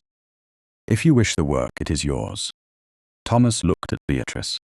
She nodded once. Work is different from being bought. Yes, Your Grace. Carden folded the protection paper with visible relief. I will send the copy to Mrs. Vale by my own hand, and you will tell her. Beatrice said that no roof is to be lost because her son told the truth. I will. Edmund looked at Beatrice then, and what passed between them was not forgiveness. It was sharper and more useful. He had seen her protect without possessing. He had seen a frightened man become truthful because she gave him safety before asking for courage. Your word was steadier than mine, he said, quietly enough that only those near the table heard it, and clearly enough that Thomas did. Beatrice felt the words enter a place she had kept guarded since breakfast. She did not thank him for finally seeing what had been true all along. See that yours becomes steadier now, she said. I will. A knock interrupted them. Mr. Pell's clerk entered with a note on a tray, his face showing the strain of a man who disliked becoming part of drama, but understood documents had already betrayed peace. From Halverton House, sir. It came by Lady Seraphina Pike's maid. Mr. Pell opened it, read, and passed it to Beatrice without comment. The message was written in Seraphina's graceful hand and addressed formally to the Duchess of Halverton. In light of recent distress and for the preservation of the family name, Lady Seraphina requested the presence of close friends and relations at Halverton House that afternoon, so that all misunderstandings might be settled before rumour widened beyond repair. Beatrice read it once, then looked at Edmund. She is gathering the room before she knows Thomas has spoken. Edmund's face became very still. Then we stop her. No, no. We let her gather every person who doubted me. Mrs. Lydgate, who had been silent in the corner for nearly 5 minutes, and therefore beyond her natural limits, smiled with thin satisfaction. At last. An efficient use for gossip. Edmund looked from the signed statement to Beatrice. Are you certain? No, she said, but I am ready. He did not offer command. He did not offer rescue. How do you want me to stand? The question was so simple that it nearly undid her. Nearly. Beatrice folded Seraphina's note and placed it beside Thomas's statement. Not before me. Not over me. Edmund bowed his head. Beside you, if permitted. She held his gaze. The ring was still upstairs in her sitting room, untouched. The silver bell was still open on his desk, its hidden place exposed. Trust had not returned, but truth had gathered witnesses. Beside me, she said, until I ask otherwise. Thomas Vale sat by the fire with his signed statement drying on the table. Carden carried protection toward Hampshire. Mr. Pell began arranging the papers in the order a drawing-room would understand before pride understood danger. Outside, London rolled on beneath rain and rumour. By afternoon, Seraphina would fill Halverton House with everyone who had come to see a duchess silenced. Beatrice put on her gloves, one finger at a time, and prepared to give them something else entirely. By 4 o'clock that afternoon, the drawing-room of Halverton House in Mayfair had been arranged to look like a place of kindness and had failed. Chairs faced one another too neatly. The tea-table stood in the centre like a peace offering placed over a buried blade. The curtains were half drawn against a grey London sky, and the fire burned bright enough to make every face visible. Lady Seraphina Pike stood beside the teapot in dove-grey silk, pale, composed, and sorrowful in the precise measure required to make accusation resemble concern. Lord Alistair Pike leaned near the mantel with one hand tucked into his waistcoat, his smile easy until he saw Mr. Pell enter behind Beatrice. Then the smile remained, but its ease did not. Lady Winchcombe sat near Lady Farley, both women wearing the alert stillness of people who had arrived to witness a fall and now sensed the floor beneath them shifting. The Dowager Duchess occupied the largest chair, her hands locked together in her lap. Mrs. Lydgate entered on Beatrice's left, black silk, rustling like judgment. Edmund entered on Beatrice's right, not touching her, not directing her, only near enough to make his choice visible. Thomas Vale did not come. Beatrice had insisted upon that. His statement would stand without making a frightened man perform before those who had nearly ruined him. Seraphina gave a tremulous smile. "Duchess, thank you for coming. We all hope this can be settled gently." Beatrice removed her gloves. "Gentleness is welcome when it arrives before harm." Alistair laughed softly. "Must we begin in such a tone? You began at dinner," Beatrice said. "I am merely continuing in daylight." A faint movement passed through the guests. Edmund looked toward Beatrice once. She gave no signal. He waited. Seraphina's eyes moved to him, seeking the old duke who would command the room for convenience. She did not find him. "We are here because the family name must be preserved," Seraphina said, "and because there has been confusion over papers, money, and judgment." "Then let us preserve the family name by telling the truth," Edmund said. His voice was low, but the room answered it with silence. He stepped forward, then stopped beside Beatrice, not in front of her. "Before any paper is read, I will say what should have been said before this house, filled with spectators. I failed my wife. I failed to look when she placed evidence before me. I failed to hear her when she spoke plainly. I allowed her labor, intelligence, and mercy to become so familiar that others believed they could call it mere function. That failure made this attack possible." The Dowager drew a sharp breath. Seraphina's lips parted. Edmund did not soften the admission. "No one in this room will mistake my neglect for the Duchess's guilt." Beatrice felt the words settle, not as rescue, but as ground. Then she stepped forward. "Mr. Pell." The solicitor opened his leather case. He did not dramatize. He did not accuse beyond paper. He placed the forged transfer document on the center table, then 2 genuine letters written by Beatrice. Then her account book opened to the entries concerning Mistress Davy and Mrs. Vale. "The signature on the transfer is not Her Grace's hand," he said. "The pressure, angle, and final stroke differ from multiple verified samples. The transfer concerns funds meant for the southern cottages at Halverton Park. Those funds were redirected toward an investment concern connected to Lord Alistair Pike." Alistair's smile sharpened. "Connected is a convenient word. London is full of connections. Some are ink," Mr. Pell said. "Some are debt." Lady Winchcombe made a small sound and covered it with her hand. Seraphina turned toward the Dowager. "Your Grace, this is exactly what I feared. Legal language frightens where family understanding might heal." "Family understanding did not send me an anonymous threat," Beatrice said, "nor did it forge my name." Seraphina lowered her lashes. "No one has proved who wrote it." "Not yet," Beatrice said. "That is why we continue. Mr. Pell placed the strip of paper found beneath the silver bell upon the table. Edmund crossed to the side cabinet and took out the bell itself. He set it beside the document. The metal touched the polished wood with a small, clean sound. Several people looked at it, as though a household object had no right to become a witness. Beatrice felt the old wound stir and steady. "This bell was removed from the breakfast room after the morning I left," she said.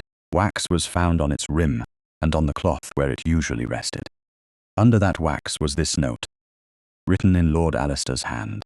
"Absurd," Alistair said. "Anyone may imitate a hand." Edmund looked at him. "You have sent me too many requests for money to pretend I do not know yours." Mr. Pell read the note aloud.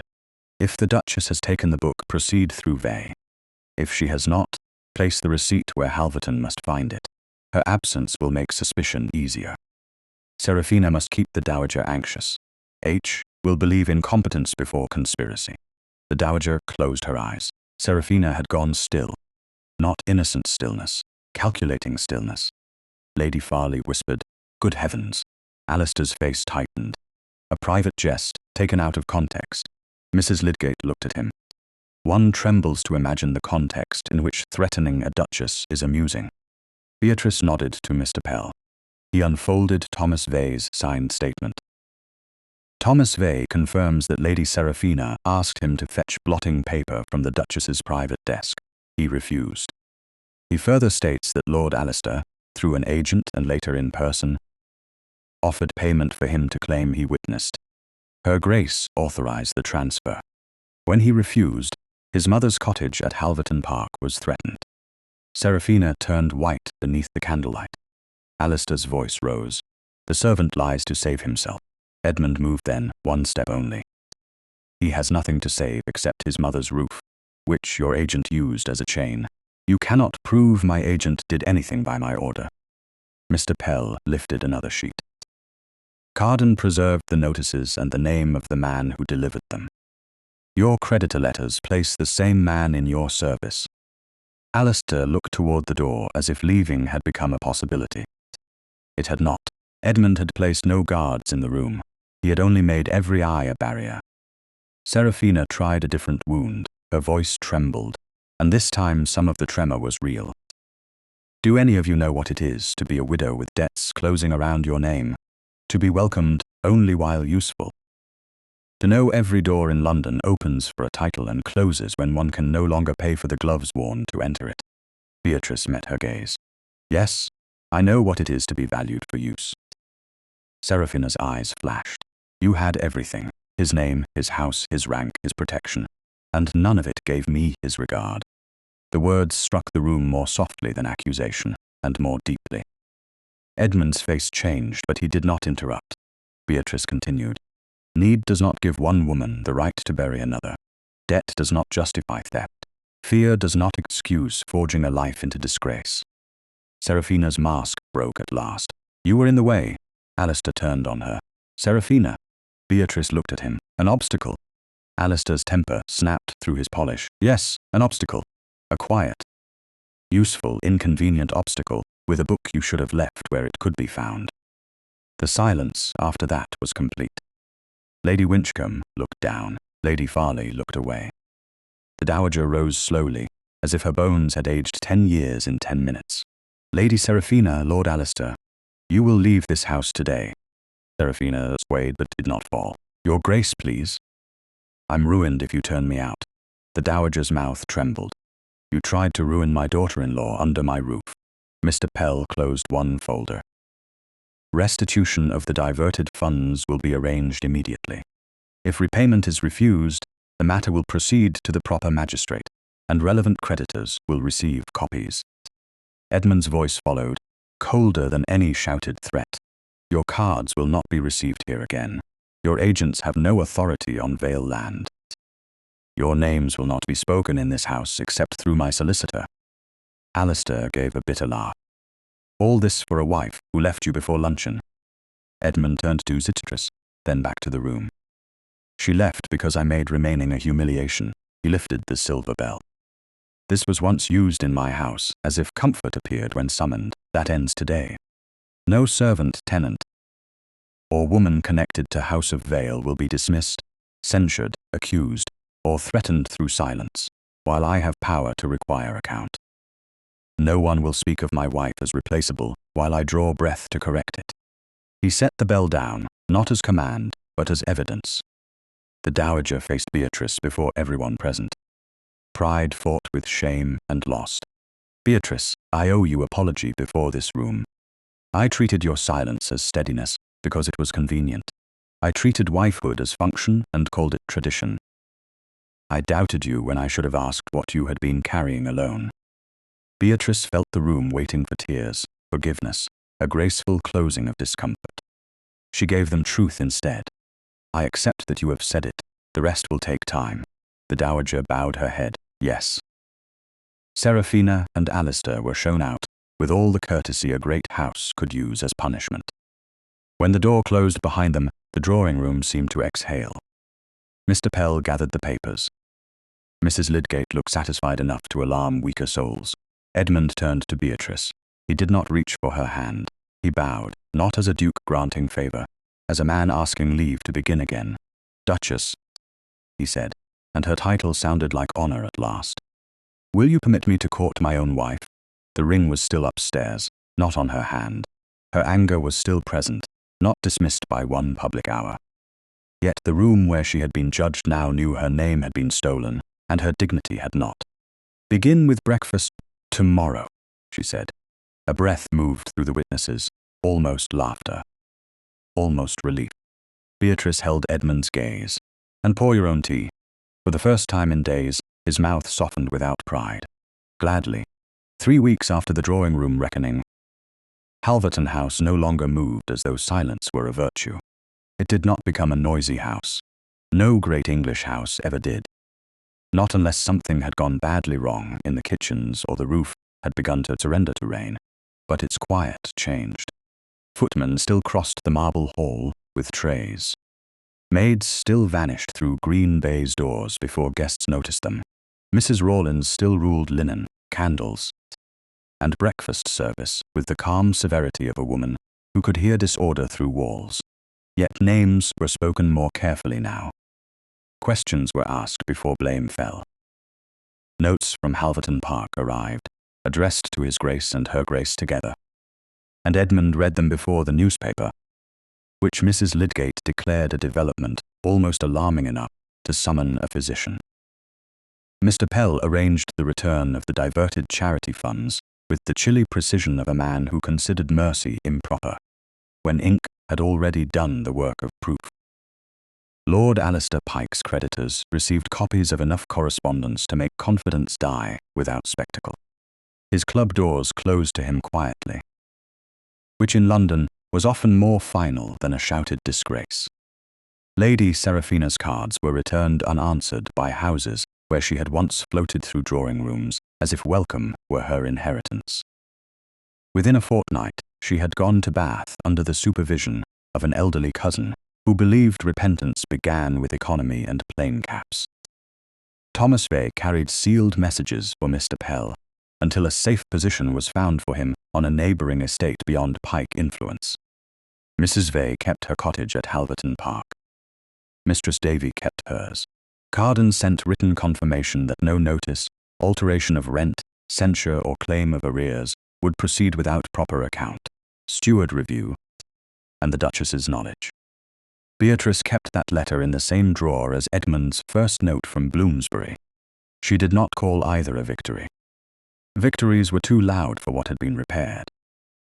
What mattered was that roofs remained over women who had been used as leverage, and that men who once traded in paper had learned paper could answer them. Beatrice had remained at Halverton House after the confrontation, first for 1 night, then for 3, then because returning to Bloomsbury merely to prove she could leave no longer felt like freedom. Freedom was not always departure. Sometimes it was staying where one had been diminished and changing the terms of every room. She slept in her own chamber. Edmund did not ask to enter it. Each morning a note came on a small tray, not carried through servants with urgency, not sealed as command. May I escort you to breakfast? May I review Carden's packet with you at 11? May I send the reply to Mr. Pell after you have read it? The questions were formal at first, almost awkward. That made them more honest. A man practiced in command did not learn asking without sounding, for a while, like a schoolboy before a tutor. The ring still lay on the small table in her sitting room, beside the chair where she had removed it. Edmund had not touched it. No servant had moved it. Even the dusting around it had been performed with such reverent terror that Beatrice once found a perfect square of untouched polish beneath the gold. She did not laugh until Maud looked so mortified that laughter became kindness.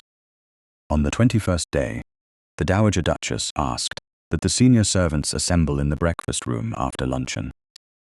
Beatrice came because refusing would have made the household more anxious than the request deserved. Edmund stood by the window, hands behind his back, his face composed but not easy. Mrs. Rawlins waited near the sideboard with Maud, William, Cook, the butler, and 2 senior maids. The dowager stood at the head of the table, not in triumph, not even in comfort. Before her lay the household keys on a folded cloth. Beatrice recognized their weight before she touched them. 7 years earlier, those keys had been placed in her hands as though they were honor. They had opened storerooms, cupboards, medicine chests, linen presses, wine inventories, servants' records, and every hidden demand of a house that called labor grace when a lady performed it quietly. The dowager's voice, when it came, was steadier than her hands. Duchess, when you entered this family, I gave you these keys and told myself I was granting authority. I see now that I gave you burdens without gratitude, scrutiny without companionship, and silence without respect. Before this household, I return them because you have shown yourself worthy of stewardship we failed to honor. No one moved. Beatrice felt the servants watching, and for once their attention did not reduce her to usefulness. It restored witness to places where loneliness had lived unseen. She looked at the keys, then at the dowager. I will accept them on one condition. The older woman swallowed. Name it. They will not symbolize obedience. No dismissal, censure, alteration of wages, tenant notice, accusation, or punishment under this house or estate will proceed without written account, proper review, and a voice given to the person concerned. If these keys return to me, they return as stewardship, not as a chain. Mrs. Rawlins lowered her head quickly. But Beatrice saw the shine in her eyes before she did. The dowager bowed her head. Agreed. Beatrice lifted the keys. They were still heavy. This time, the weight did not feel like erasure. The next morning, Edmund was already in the breakfast room when she arrived. He stood as she entered, as etiquette required, but the newspaper remained folded beside his plate, untouched. The silver bell was gone from the table. In its place stood the teapot, 2 cups toast cut a little unevenly, and a pot of marmalade whose lid had been set slightly askew. Edmund looked at it and corrected the lid with the seriousness of a man repairing a treaty. Good morning, Duchess. Good morning, Your Grace. His mouth flickered at the title, but he did not ask for more than she gave. May I pour? You may. He poured her tea, careful enough to make the act almost solemn. The color was wrong. He noticed before she spoke. Too little milk. Yes. I'll remember. You may also ask. He looked up, chastened and faintly amused. How much milk would you like? A little more than that, he added it. She accepted the cup. They sat with the morning between them, no bell, no newspaper wall, no guest smiling over another woman's wound. After a moment, Edmund drew a folded paper from his coat and placed it near her hand. This is not a demand, not an argument, and not a request for forgiveness. Beatrice opened it. His hand filled the page, firm and restrained. I will not mistake silence for consent. I will not mistake duty for devotion. I will not protect your name while ignoring your voice. I will ask. I will listen. I will remember that you are not the heart of this house because you serve it, but because you choose where your care is given. She read it once, then again. Her vision blurred slightly, which annoyed her enough to steady it. You have become fond of written evidence. I had an exacting teacher. She sounds severe. She had cause. Beatrice folded the paper with care. And if you forget, then I expect to be corrected. By me? By you first. Then by Mrs. Rawlins Maud? Your aunt, my mother, Carden, and possibly every tenant in Hampshire. Beatrice laughed. It surprised them both. Edmund went very still, as though sudden happiness were a bird that might startle from his hand. That restraint touched her more deeply than a speech would have done. Later that afternoon, he asked whether she would walk to the drawing-room. She agreed. In the glass front cabinet where Severus cups had once been displayed, the silver breakfast bell now rested on a square of dark velvet. Beneath it lay a small card in Edmund's hand. The morning Halverton learned to listen. Beatrice stared at it. That is rather dramatic. Mrs. Lydgate suggested sharper wording. I am certain she did. This was the merciful version. For whom? For me, chiefly. A smile touched her mouth and faded into something quieter. The bell looked smaller behind glass. It had only seemed powerful because people had taught themselves to answer before asking who was being summoned. Edmund stood beside her, not behind her, not close enough to claim. Beatrice, he said. She did not turn at once. Yes, I love you. The words came without flourish. They were late, and because they were late, they carried the weight of every morning they should have arrived sooner. She looked at him then. You love me now that it has become difficult? No. His answer was immediate, but not careless. I love you now because I have finally become less. Blind, you were always worthy. Leaving did not make you valuable. It made me see what I had been unworthy of holding. Her throat tightened. I am still angry. I know. Some mornings I may remain so. Then I will pour tea carefully on those mornings. That will not be enough. No, he said, but it may be a beginning. She gave him no promise that day. She did not owe him one. Instead, that evening, she returned alone to her sitting room. The ring lay where she had left it, a small circle of gold on polished wood, untouched because he had promised not to touch it. She lifted it into her palm. A ring could be a claim, it could be a cage. It could also be a choice, if returned by the hand that had once removed it. The following morning, Edmund stood at the breakfast table, frowning at the milk jug as if it contained a moral examination. Beatrice paused beside her chair and slipped the ring onto her finger. He saw. The teapot stopped halfway above the cup. Beatrice, do not spill the tea. His breath caught, then broke into something that was almost laughter and almost pain. I won't. This does not mean I have forgotten. I don't want you to forget. It means I believe you have begun to remember. He set the teapot down with great care. Then I will spend the rest of my life proving your belief was not misplaced. Beatrice sat. He did not sit until she had settled, not because etiquette demanded it, but because attention had finally become his habit. Outside, London went on with its carriages, its gossip, its polished cruelties, and its endless appetite for women wounded in silence. Inside Halverton House, a duchess lifted her cup and found the tea almost exactly as she liked it. Across from her, a duke waited, not for command, not for service, not for the comfort of being obeyed, but for the privilege of being answered. She had not been replaced. She had been recognized. And this time, everyone in the house knew the difference.